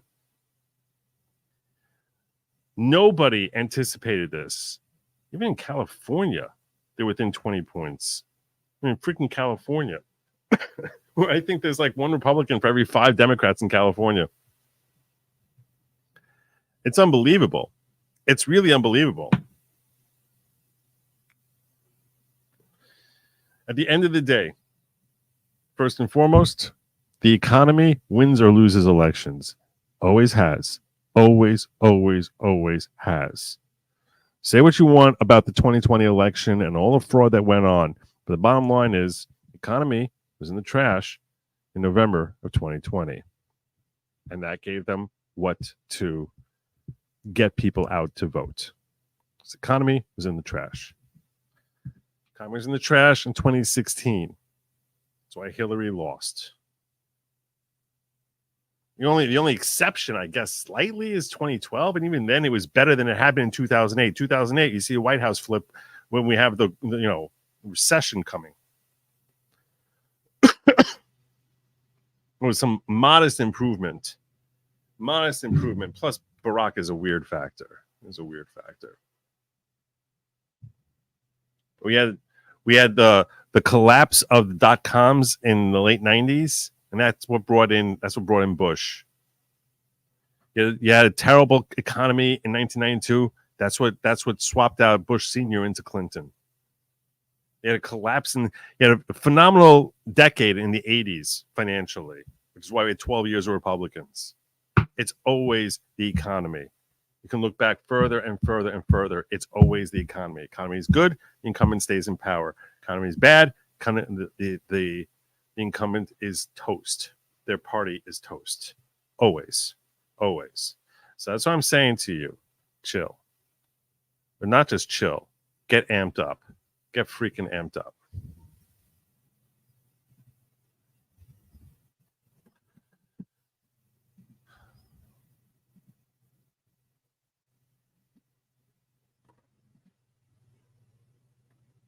And one final thing I wanted to share with you all. So I told you I got a short show tonight. I keep telling you this is going to be a landslide. I'm telling you, in my heart of hearts, I believe it's going to be a landslide. I don't think it's going to win Michigan. I don't think it's going to be close this election. I really don't. I could be wrong. I could be wrong. Obviously, I'm fallible. I'd be heartbroken if I am, but I obviously don't think I'm wrong. Let me see what you share with me here. What did you share with me? I know Bogey said he shared something with me here. Let me get to this.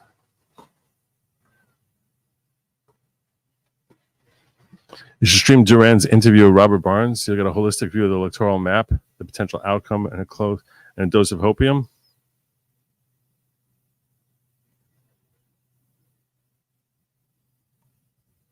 How long an interview is it? Sounds like it's a long interview.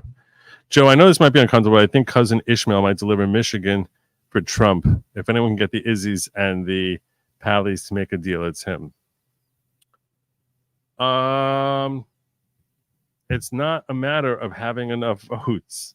That's what I keep saying. It's a matter of, I don't think she has any shame as to the level of cheating she's gonna engage in. I don't think she has any shame at all.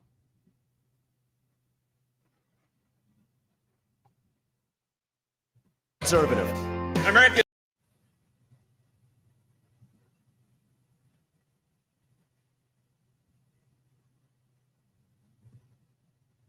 Well, you see, Bogey, you share with me what I was already put aside.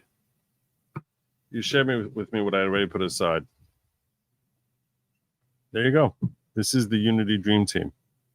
This is it. The Unity Dream Team. It's an amazing thing. It's really an amazing thing. All very capable, very talented, very accomplished individuals.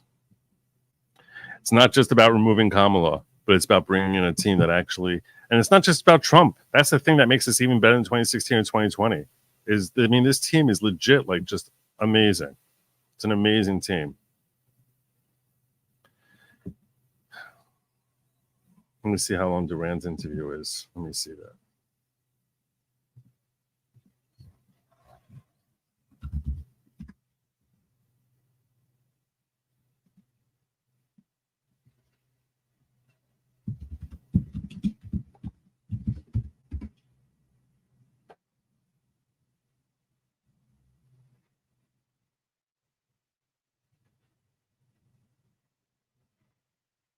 Yeah.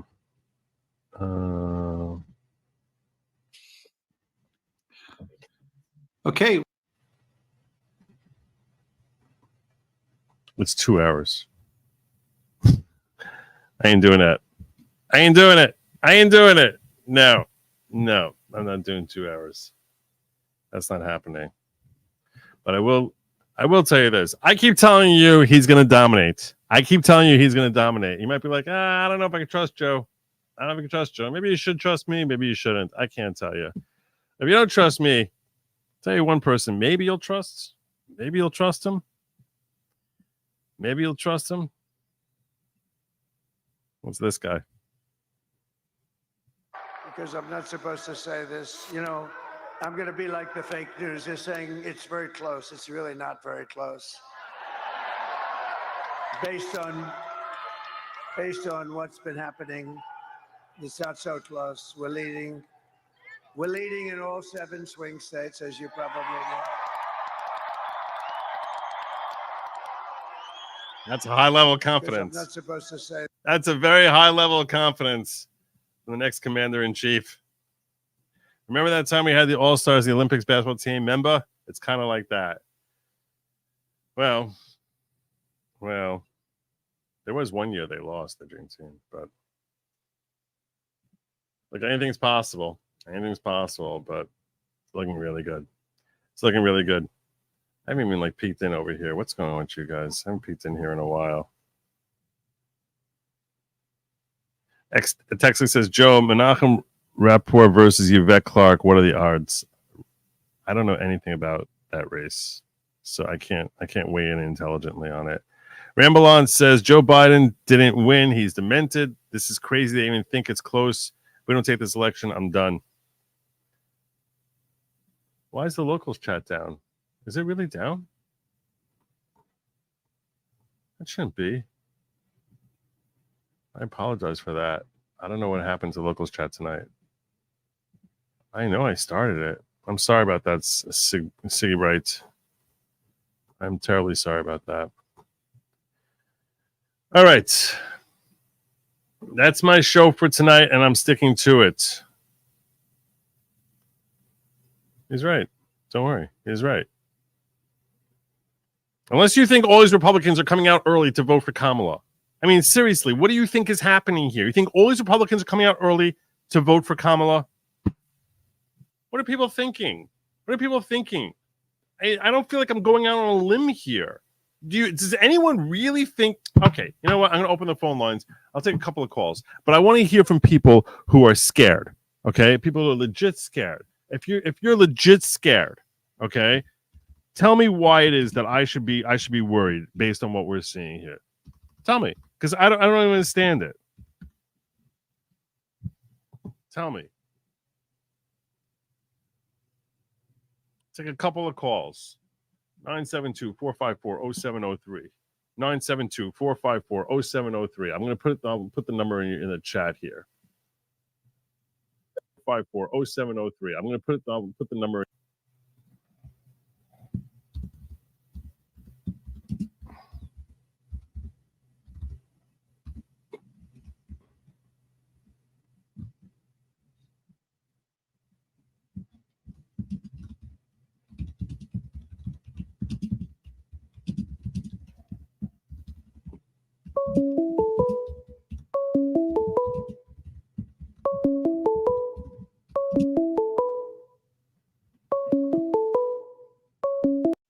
Call from Walter.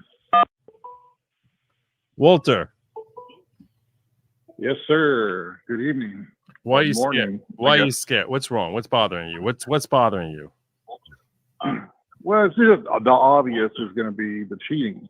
Yeah, okay. Okay. In every state? In every one Not of in them? every state. Only the ones that matter. So I think what most people's going to be on edge is 2020 repeating itself in Georgia, possibly Pennsylvania, Michigan. So there's 3 swing states right there. People really got to be a little bit worried about. Arizona doesn't seem as bad this time around. I've written off Michigan. Okay, I'm giving them Michigan, and that's to cheating, not because I think she's going to win, but to cheating. I'm giving them Michigan to cheating. Okay, let's talk about the other states. What are the other states you're worried about? Georgia. You know how close Georgia was last time, though, compared to now? Georgia, he's favored by 5 points. He was never favored by anything in Georgia. No polls in 2020 showed him leading in Georgia. You know what 5 points is? I'm saying, you know how many votes that comes out to? I would imagine somewhere between 50 to 100,000 votes. No. Well, actually, it might be a little bit more than that. A lot more than that. Hold on a second. How many people? Let me see the Georgia election results. Georgia election results. It's a lot more than that. 2020.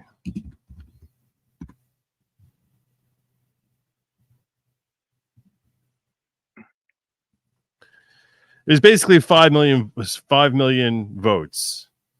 So you're talking. Oh, I thought you were talking for 5 million votes for Georgia, right? Yeah, 5 million people voted in 2020. It was 2.473 to 2.461.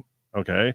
5-point swing, which, by the way, that doesn't even count the fact that they're always discounting him. So when they say a 5-point swing, when they're saying that, it really means probably 7 or 8, which means that they need to overcome. If you're talking about 10% of that would be 500,000. You're talking about 350,000 votes, 250 to 350,000 votes that they need to overcome. That's tough. That's really tough. Now, that's not tough in Michigan, where she has an extra 1.2 million ballots of people who are that are on their sloppy voter rolls, of people who are dead or moved away that they never clear up the rolls in the last 6 decades.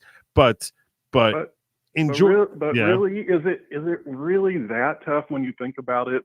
Machines flipping votes, votes that are counted that shouldn't count. So you take a look at Michigan, for example, the Chinese nationalists who registered, who placed a vote, and they can't even retract and pull the vote because they don't even know what vote is his.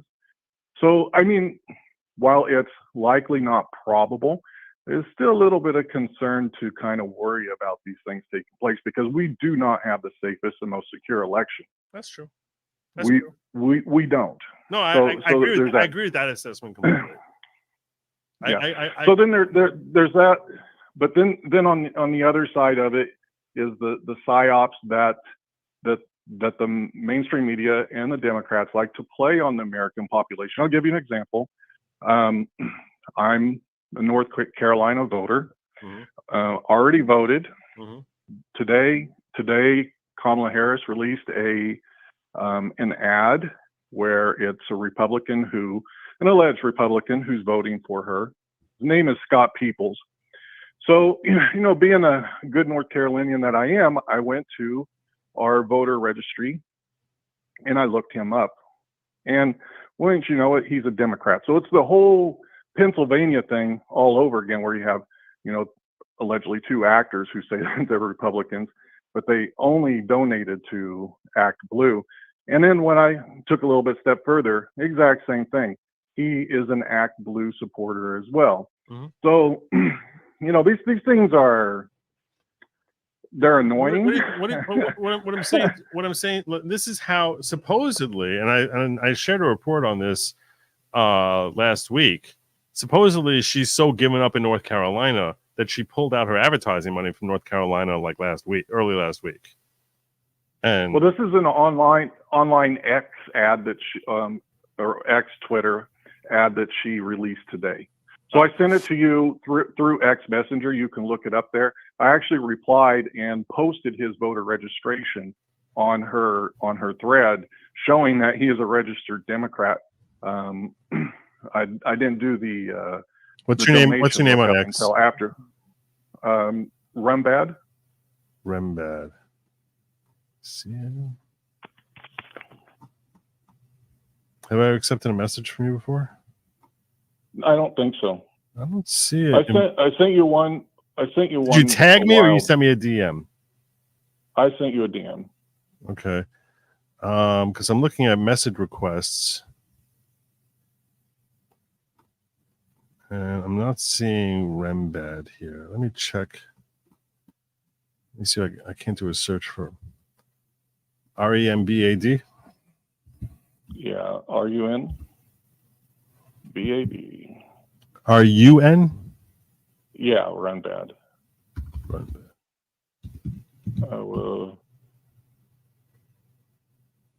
Well, this isn't working. That's it. Just you? Give it to me like we're talking on a radio here. Okay. So it's Roger. Okay. So So I'm sorry. Run good. So it's at Play Bad Get Lucky. What? I thought I'm looking at Run Bad here. Well. It all kind of goes together in a way, but the actual at is at Play Bad Get Lucky.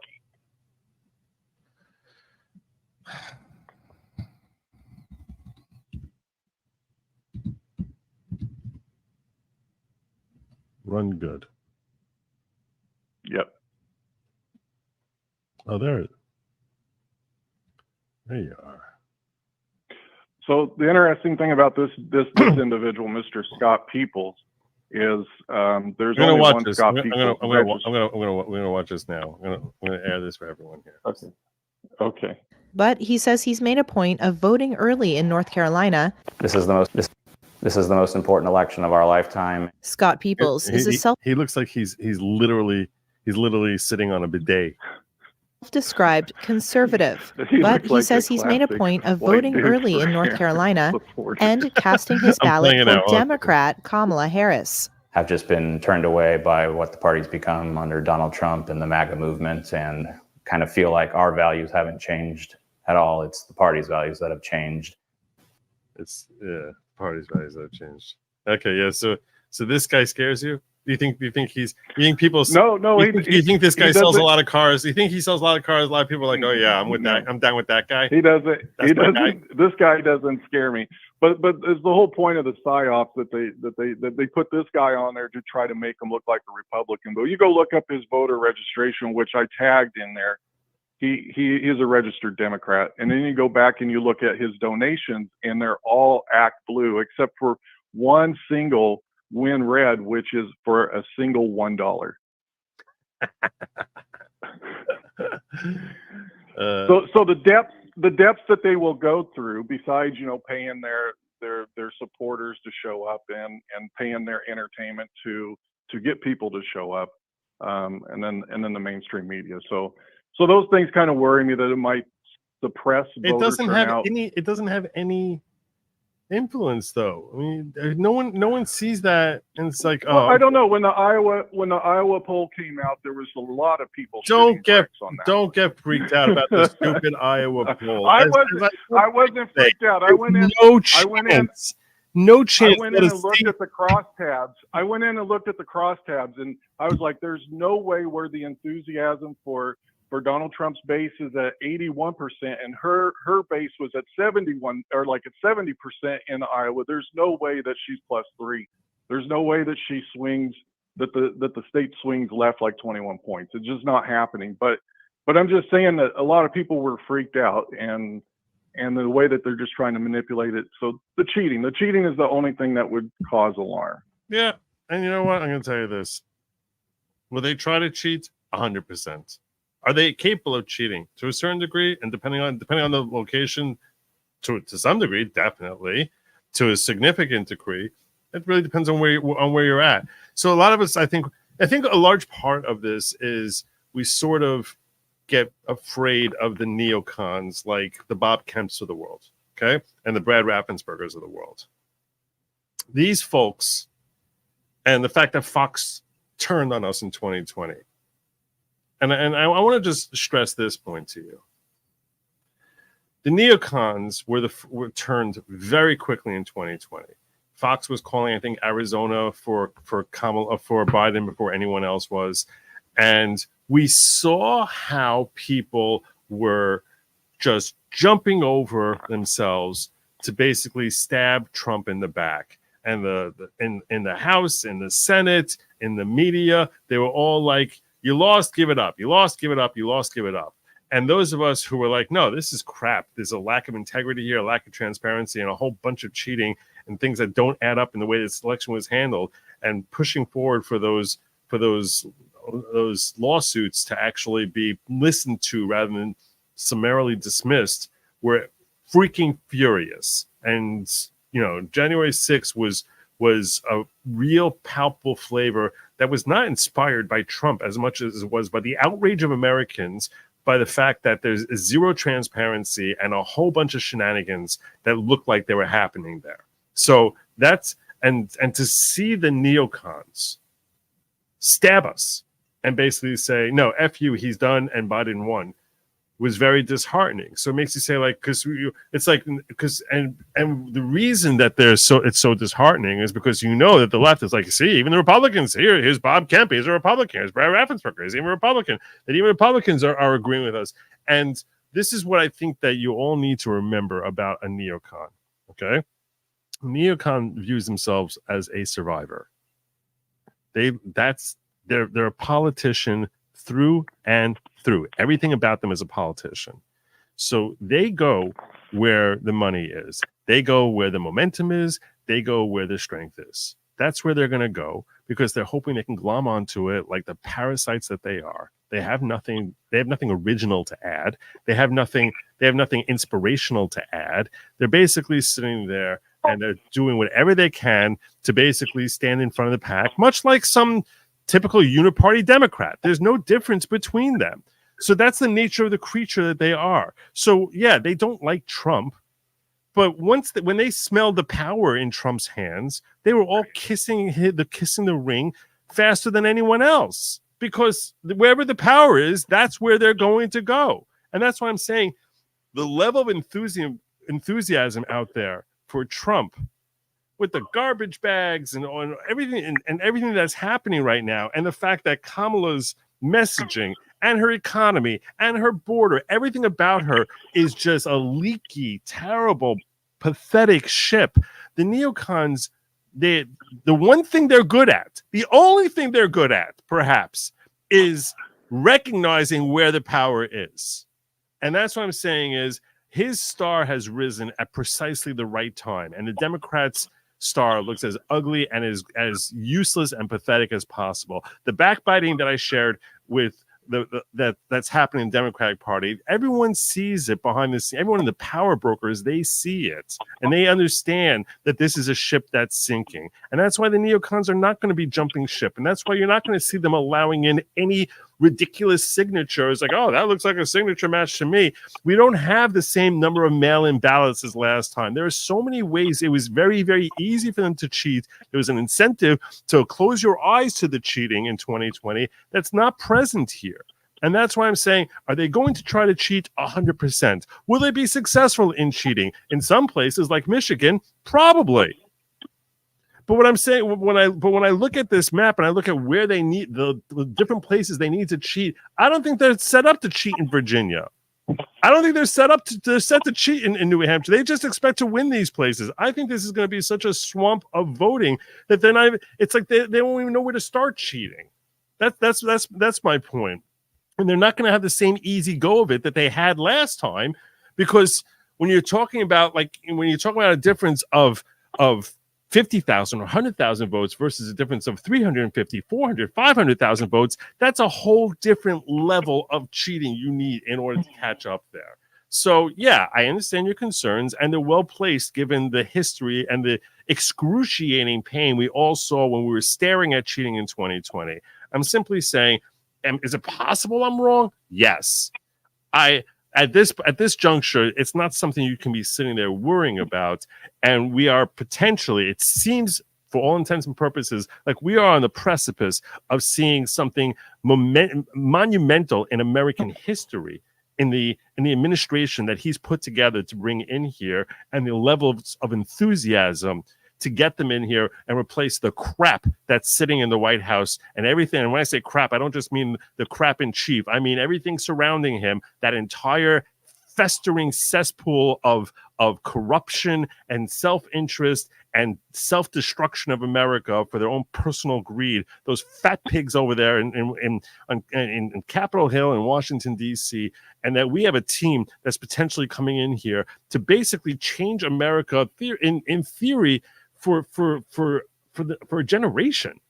So you should be excited now. Instead of sitting here worrying, you should sit here saying, good golly, it really looks like it's coming together. And thank God it's not just you and me seeing it, but based on the numbers, this is an entire country which is seeing it. So there you go. Yeah, that's good. That's good. I like that too. That sounds good.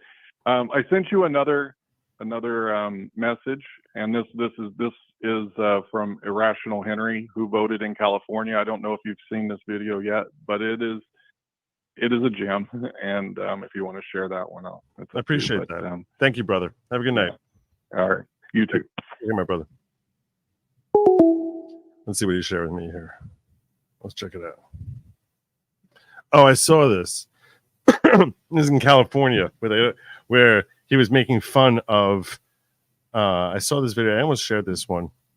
He was making fun of how they can't check his ID because it's against the law for them to check his ID. Hello. How we doing? Can I get the first 3 letters of your last name? Yeah, H-E-N. And the first 3 letters of your first name? J-O-R. And maybe that may be correct. And then your house number? It may be Avenues.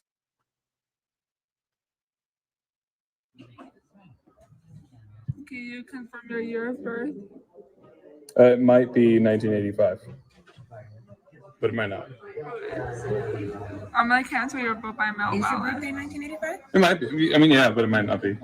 Well, what is your birthday? It's 1985. Okay. I'm just saying it might not be.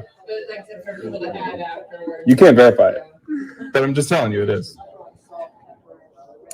Okay, are you? You're going to sign an oath? You're okay with? Yeah, I'm gonna sign it up. Oh well, It's my birthday. Great. I just say it might not be. I'm going to cancel your vote by mail ballot. You can't see my ID, right? You could just verify my ID, right? I mean, I take your word for it. It's California. Exactly. So it might be, it might not be. But if you're, yeah, I'll sign my oath. So I just want to ask a quick question, Susan. She asked him. She's a student, so I get it. Yeah, I get it. She asked him if his birthday was 1985, and he said it is. It definitely and he is. says it might not be. But it might not be.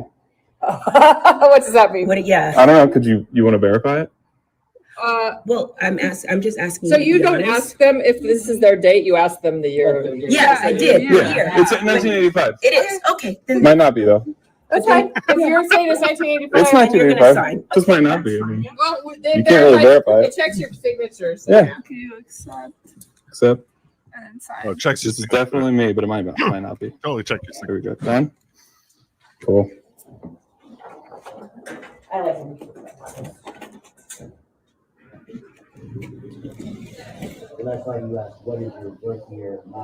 So do you guys verify the signature too that matches the voter ID? The county does? Does it have to match my signature? What happens if it doesn't match the signature? So they verify it just based on the signature? I think it's only in weird cases. With DMV? If you're already in there Rare cases. twice. Okay. I think it's only in Got it. All right. Here's your ballot. Thank you so much. Cool. And you Any of these? You can't take it home.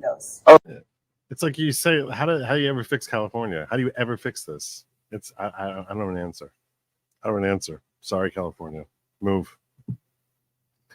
Ramalon says real people voting would be a landslide. I totally agree with you on that. I still think it will be. Too big to rig. That's what we're looking at here. That's what it's smelling like. Too big to rig.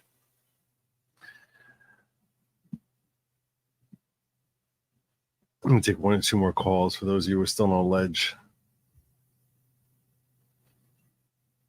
In case some of you are still on a ledge, get you off your ledges. I feel bad. I don't want anyone on a ledge. This is a time to celebrate. It's time to be happy.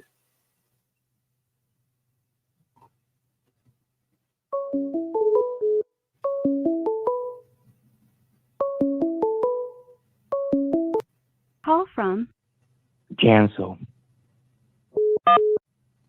Janso.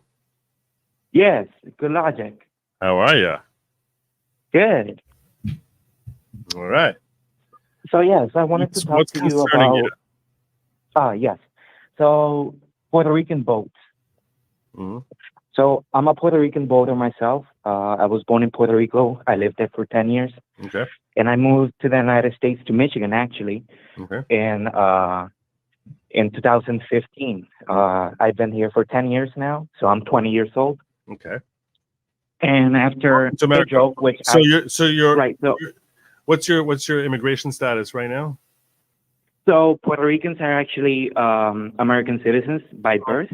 Okay. And so, yes, I am an American citizen. Okay, cool. So Well, the joke that that comedian. Welcome stateside. Oh, thank you. Mhm. So the Puerto Rican comedian, the comedian Tony, that made a Kill Puerto Tony Rican joke. joke The Kill Yeah. Tony joke, yeah. didn't offend me at all. I actually laughed a little because there is some truth to it, and I'm glad that it brought an eye to it, you know? Mm-hmm. But Puerto Ricans are really emotional, which it kind of saddens me that just that joke could potentially swing the vote in Pennsylvania, New York, or even in Florida, which it's hilarious me saying that because I don't see Florida ever switching. But there's a high population of Puerto Ricans in those states, and I am worried that they could just not show up if they thought maybe I should vote for Trump, or they would just to spite him because, you know, what happened in 2016, I believe, or 2018, sorry, under Hurricane Maria, that whole news that Trump didn't act in time, which is totally false. He did. It was just the Puerto Rican government who is totally corrupt. And actually, and maybe I'm wrong, but I've read that the governor who was passed into that time was actually forced to quit his job because he was taking money that was meant to help him, help the Puerto Rican people. Okay. So Puerto Rico is corrupt, and the news as well is totally fake news. So, and Puerto Ricans believe it. I got a call from my grandmother just this past week, and she told me, who am I going to vote for? And I told her, I'm going to vote for Trump. I think he's the best choice, and he aligns with my values, the values that you taught me. And he told me, and she started screaming at me, why would you vote for him? He's a racist. He did that to Puerto Rico, and you know, he wants to ruin America, and he'll send us back to slavery, and frantic. And I was like, what the hell did you hear that from? And she told me, well, aren't you looking at the news? And I'm like, I tried to explain that the news are trying to make you afraid of this person who wants to help. And so, but yes, Puerto Ricans are really emotional, and they're guided by that emotion. So I am worried about Pennsylvania. I am worried about New York, which I think we have a chance of winning it. Right. No, I understand what you're saying, and I'm not going to kid you. I thought that the timing of that incident and that joke was a foolish thing to do in that venue. And at first, I was concerned about the potential impact of it. I think that the inspiration that came from that, though, was for Biden to make that ridiculous garbage comment, and that just geared people up where they were just like outraged. So what I'm saying is, I think that might that have depressed some percentage of the Puerto Rican vote? I think that's a fair concern. I think it's a fair concern. I don't think that he needs to win New York. I mean, I think you would agree with me on that, right? He doesn't need to win New York in order to win this election, right? I mean, that's no one's counting on him winning New York. I was sitting there in the back of my mind, like my heart, I'm like, man, I'd love to go out there and call New Jersey for Trump. I would love to. I would love to do that, but it feels like that's wishful thinking. So if New Jersey ends up falling for Trump, I'm going to kick myself for not officially calling New Jersey for Trump, because I do think it's redder. New Jersey is redder than people recognize. But yeah, I think that the overall, if we look at that whole arc of that story, I mean, I don't know. Let me see what percentage of Pennsylvania, because that's really the only state you mentioned which seems like that could have an impact, right? So yes, what percentage of Puerto Rico, of percentage of population is Puerto Rican? There is more Puerto Ricans in the United States than there is in Puerto Rico themselves. That's probably true, but I'm looking at the battleground states to try and figure out the impact it's going to have on those particular states. So in 2022, Pennsylvania's population was 12.972 million. This was a 2.1 increase from 2010. However, and the state's declined by just over race and ethnicity, and Hispanic altogether is 8.1%. And to be fair, Puerto Ricans don't really show up to polls that much. We actually, November 5th, vote to send a request to Congress to become a state or to be independent with association or keep our status as a territory of the United States. And in previous years, it's been changing, but it's been really consistent on being statehood. The thing is that there's not enough turnout, not enough voters voting for it, as well as the parties having disagreements with the wording itself and encouraging their own voters to not go and vote or just leave it blank. So it is true that Puerto Ricans don't really have a higher turnout, but what worries me is just that emotion that we have, because we're really committed when our pride as Puerto Ricans, as Boricuas, and when we go out and vote because of our pride. So, and what you said about the garbage comment, I totally agree. That committee wasn't talking about Puerto Ricans themselves. We was talking about the island. Right. So what we're talking. So let's break down Pennsylvania, for example. Okay. Let's do that. Okay. So I found where 8.1% of the population of Pennsylvania is Puerto Rican, of the 12 million, right? Yeah. And across the country, 9.6% of Hispanic people. Sorry, 8.1% are Latino in Pennsylvania. So take all the people in Pennsylvania, 8.1. Yeah. So roughly 8 out of 100 of them are Latino at all. Of those Latinos, roughly 1 in 10 are Puerto Rican. So we're talking about 0.8% of a percentage point of Pennsylvania is Puerto Rican. Then you need to. Then some of them already were voting for Kamala anyway, right? I mean, you figure, yeah. To be fair, at least 40% of them were already voting for Kamala, right? So yeah. So what we're talking about here is ultimately out of 12 million, you're talking about like 30,000 votes or so maximum that this could affect him in Pennsylvania. That's if you really break down the numbers, like all the people in Pennsylvania all turn on him. You're talking about 30,000 votes that he would have had that now are not coming out for him or voting against him. I don't think it's going to be that close in Pennsylvania. Yeah, but what we saw in Georgia, and correct me if I'm wrong, I may be wrong, it was around what Trump was fighting was about 10,000 votes. Is that right? Yeah. In which state? In Georgia. It was 12. It was under 12,000. Yeah. Right. So that was 2020. That was 2020. Yes, he was supposed to lose Georgia. He was supposed to lose Georgia by 5 points in 2020. Yes. And he lost by 10,000. Yes. And now with his lineup, like you were talking about later in this show, it looks great. And maybe more Democrats are actually going to be encouraged to vote for Trump because of the Kennedys or Tulsi Gabbard, Yep. Yep. So or forgetting them, just how terrible the economy is. Yes. Yeah.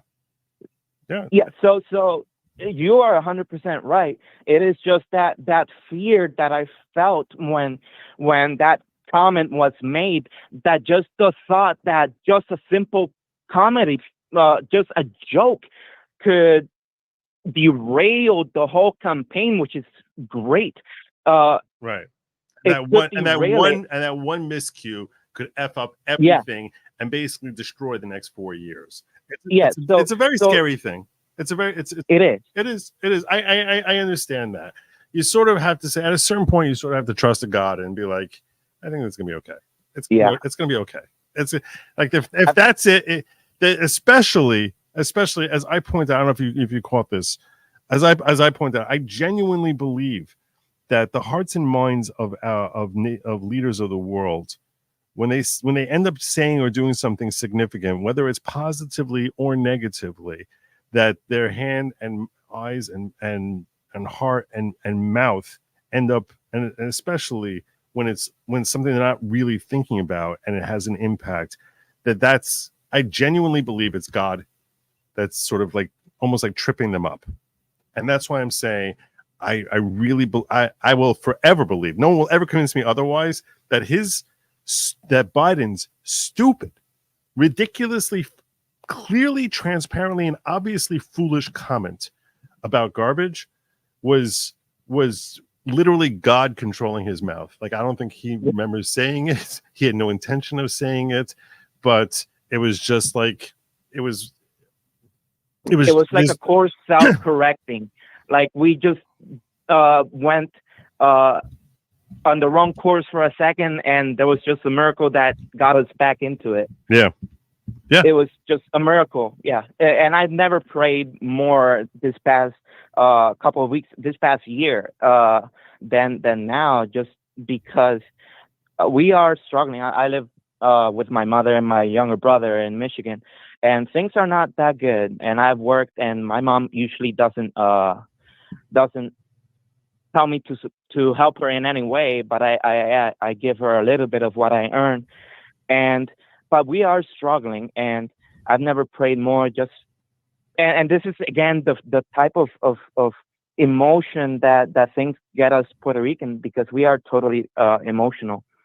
Yeah. In this total topic. Don't worry about don't worry about that comment. I mean, at the time it bothered me a lot. Also, don't lose any more sleep over it. That's my suggestion. Yeah, but no, you are 100% right. And I never thought it was just a minuscule percentage of the vote. But either way, that it could make a difference. Either way, it could. But I don't lose any more sleep over it. Especially at this point, it's if it had a terrible impact, it spilt milk. So just accept. No, and I my vote, even if it's just one, I believe it'll count, and I'm gonna vote either way. It's my first vote, and I'm excited. Go get him. I'm excited. Go get him. All right, my friend. Thank you so much for the call. Yeah, it was great talking to you, Joe. You too, my friend. I really appreciate the call. Have a good night. Good night. I want to share with you all. I lost the clip of it. And I'm hoping that I was scrounging while I was talking to him, trying to find Frank Luntz talking about the garbage comments. And I'm not sure if this is it or not. This is a 14 minutes of Frank Luntz himself talking. I don't know that this is, and I'm going to find it so much, but I want to try and find it because I saw a clip of him, and I'm trying to, and maybe this is the right thing. We'll see. What President Biden did hurt the Harris campaign. Oh, I think this is it. This is it. Frank Luntz talking about Biden with the garbage. Pollster Fernand Amadi. Guys, I thank you both for joining us now. Frank, I'm going to start with you. You've spent decades thinking about words and how they impact campaigns and they move people. Just 2 days ago, you predicted that President Biden's garbage gaffe would cost Kamala Harris the election. Now that President Trump is being hammered over his comments about Liz Cheney, does that change your calculus at all? Or do you think what President Biden did hurt the Harris campaign in a major way? Well, let's be precise. What I said was that it could have a significant impact on the campaign. And right now, whatever any candidate says is going to affect how those final uncommitted voters, which are very few. The truth is, if you're undecided in this weekend, you're not going to vote because you don't like either candidate. And those who are still persuadable, it only represents 2%, but that's enough to affect Pennsylvania and Michigan and maybe even Wisconsin. So in the end, you have to give voters a reason to vote for you, not just against you. Some of the language that's come out of the Trump campaign, This is not the clip I was looking for, because the clip I was looking for was before this purported thing here. So I don't know where he's going with this one, but he was like crying over Biden's comments. So now he might be trying to cling to hope that maybe people are gonna come after him because of what he said about Cheney. Presidential candidate himself is very hard to listen to, very divisive and very polarizing. Yeah, and Biden saying what he did say is very problematic for Harris, because now you don't have the differential. We're clearly too angry with each other, too willing to attack each other personally, too willing to unleash rhetoric that is not appropriate even in 2024. And frankly, I'm more nervous about the future than I am. Oh God, just land your plane. The present. I'm more afraid of how we bring the country together after this election than what's just going to happen over the next 96 hours. They both have to stop. Americans deserve better. Frank, do you see anything though in the numbers that sways you one way or the other? Do you still think it's nothing? You said nothing. Complete toss-up. I'm looking at turnout, right? In fact, I'm just writing a note as I'm speaking to you. What matters now is not the polling, it's the actual turnout. That in reality, if you're 3 points, 4 points ahead, but your voters aren't going to participate, it's irrelevant. So I'm looking at the early voting. I'm also looking at what happened in the registration numbers. And I think it'd be foolish for anyone to declare at this point that they know who's going to be elected president. And the two states I'm looking at, one of them is Pennsylvania, obviously. And I will say this, and the one thing I'll recognize as being accurate is Pennsylvania is a key state. Pennsylvania is a very key state. If he wins Pennsylvania, it's very hard to imagine what path she has. If he loses Pennsylvania, I can see her having potentially a path. I don't think he's going to lose Pennsylvania, but Pennsylvania is certainly a key state. I'll give him that much, but I'm losing hope that he's going to say anything of interest. But the other one is Michigan. If either candidate wins both those states, they're going to be the next president. That's not true either, by the way. That's not true. Yeah, it's a good point. Fernand, I want to bring you in here. Frank just mentioned Pennsylvania. This is where it ended up in 2020. I want to talk. All right, I wasn't looking to get into a whole thing here with them. I wanted to find that clip and I couldn't find it. I'll take one more call and then I'm going to pack on out of here. Someone who tried calling me a bunch of times here. Should I just call him back? I should just call him back. I see there's a 206 area code here that called me a whole bunch of times. We'll call him back.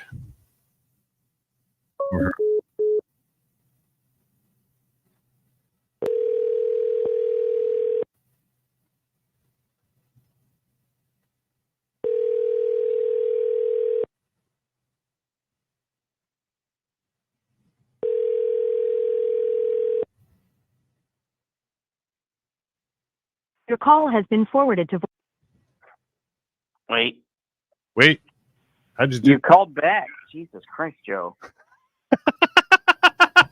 I was already clicked off the stream. I thought you were done and everything now. It's just terrible. You called me like 47 times. No, like yeah, no. I'm gonna look. I need to pull it. I'm not gonna dox your phone number here. I'm not gonna dox your phone. I'm looking at. Hold on a second. I'm gonna count these out. 1, 2, 3, 4, 5, 6, 7, 8, 9, 10. Well, don't look. That's embarrassing. That's terrible. No. I take it as a compliment. You shouldn't be embarrassed. Well, what I try to do is I can't gauge the latency between your stream and my view. So I get that. I get that. And then are you watching on Rumble? Or are you watching on YouTube? YouTube usually. Sometimes so I YouTube, it's like I think YouTube is somewhere between a 5 and 10 second latency, whereas Rumble's Rumble's like 45 seconds. I don't run the YouTube client, so I can get pretty close to real time, but I still have your transcribed time. So, yeah, because I have the client that doesn't have any ads. Let me know who I'm talking to. What's your first name?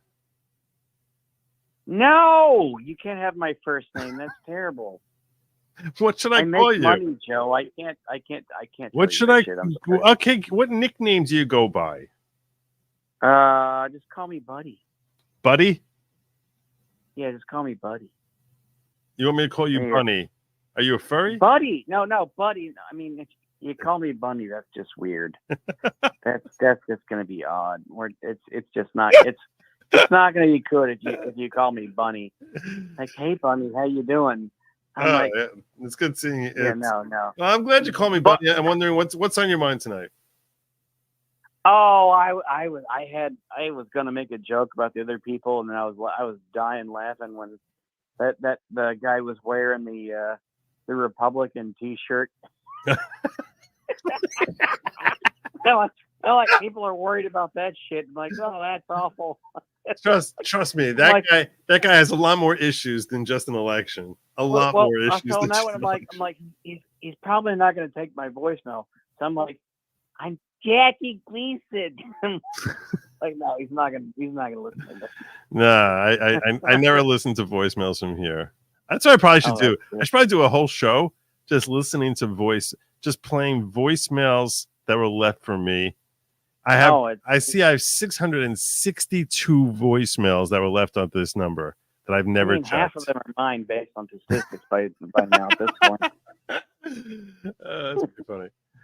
So I don't leave voicemails usually because I just like, it's like, you just lose that crap. I'm not gonna do that. So do you have concerns, or are you feeling good about the election?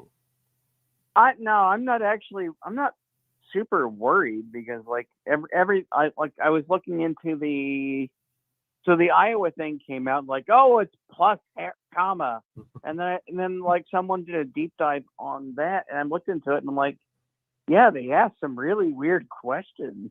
Yeah. And they're like the top blue question was, are you concerned about democracy? And that's just such a made up topic. It turns out, like, are you? That's the number one issue. I have concerns about democracy. It's like, surprisingly, they had actually really good, and I'm saying really good turnout on this topic of, are you concerned about democracy? It's somewhere around number 6. I mean, but that's after you get after all the red stuff and you get into the blue stuff. Right. And then like they've made this nebulous, are you concerned about democracy? And it's like, we're not actually democracy, by the way, but whatever.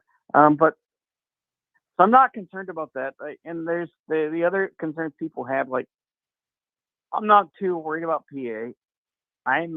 VA is in the margin of error because the last good poll in VA was around September, and most of the polls in VA were actually in indoctrination centers, which is colleges.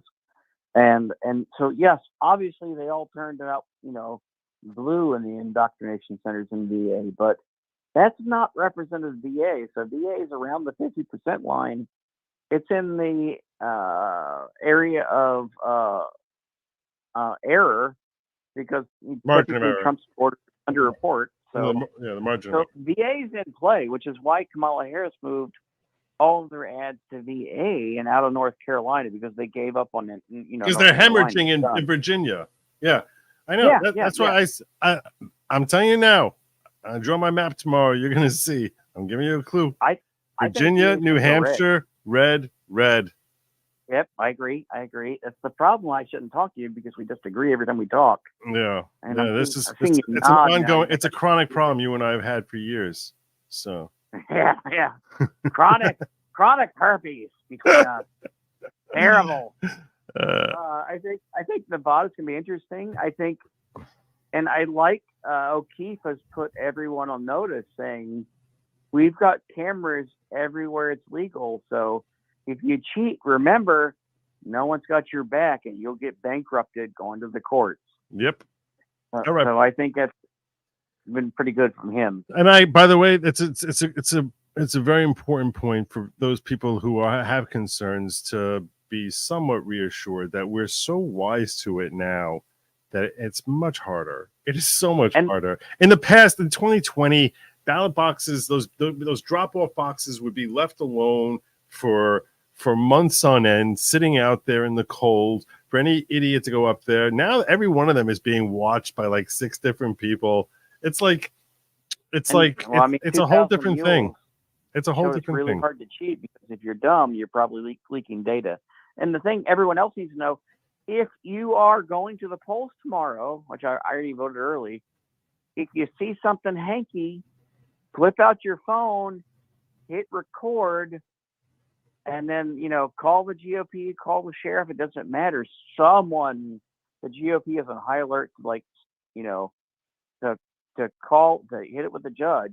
So whip out the phone, start recording. It doesn't matter, There you go. Whip Amen. out your balls. Listen to what he's saying. It's true. If you see something, record it and say something.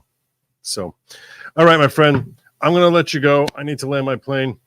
But you have any messages for the people before I let you go? Jesus, no, I didn't think of anything. Don't be a pussy. Okay, so 3 things. Number 1, don't be a pussy. Number 2, stay away from lab meat, because as everyone knows, lab meat comes from feces. It really does. We did a whole report on it. And 3, the other one is you don't have to fight with a blue person. If you get a blue hair engaging, just record, get away. If they assault you, the police will arrest them eventually. Right. Then, I missed the election discrepancies. Get out your phone, whip it out, record it. Get it out to Elon. Elon will blow you up. He's really good at that right now. It's but yeah, your phone's your most powerful weapon right now. Your phone is your most powerful weapon. This is true. All right, I was told to check my DMs by someone told me to check my DMs. Do not look at how many times I sent you a voicemail or a call. I will not look at that at all. No, I'm not a stalker, Joe. I give you money. You owe me things. What name do you use on when you come in here? You go by Buddy? Are you Buddy Cassius? Is that you? Well, no, we're BFFs forever. Wait, are you Buddy Cassius? When you say I Buddy. am Buddy Cassius. Oh, okay. So that's the name I recognize. Oh, I thought you had I've called in sometimes. I thought you had my number. No, I seriously had no idea who I was talking to here. I know. That's why I was like, all right. I mean, look, I don't need to know your name to have a conversation with you. Oh, I thought you were asking for my real name. No, I just wanted to know who the heck you were. You're the guy with the guy with the bust of some Roman emperor or something like that. It's actually the mix of Cassius, who betrayed Caesar, and the Buddy Christ, being AI mix. Nice, awesome. There's a bunch in there. It's all mixed in. You have to understand the message. There's a lot of there are layers. There are layers that are happening there. All right. Ogre, there's. All right. Have a nice night. Thank you, my friend. Have a good night, and you take care of yourselves. And I am wrapping up my show right here. So, with that, I already told you, don't be a pussy. That's what Buddy told you. Also, take out your phone if you see anything remotely hokey. Send it on to the authorities. Report it. And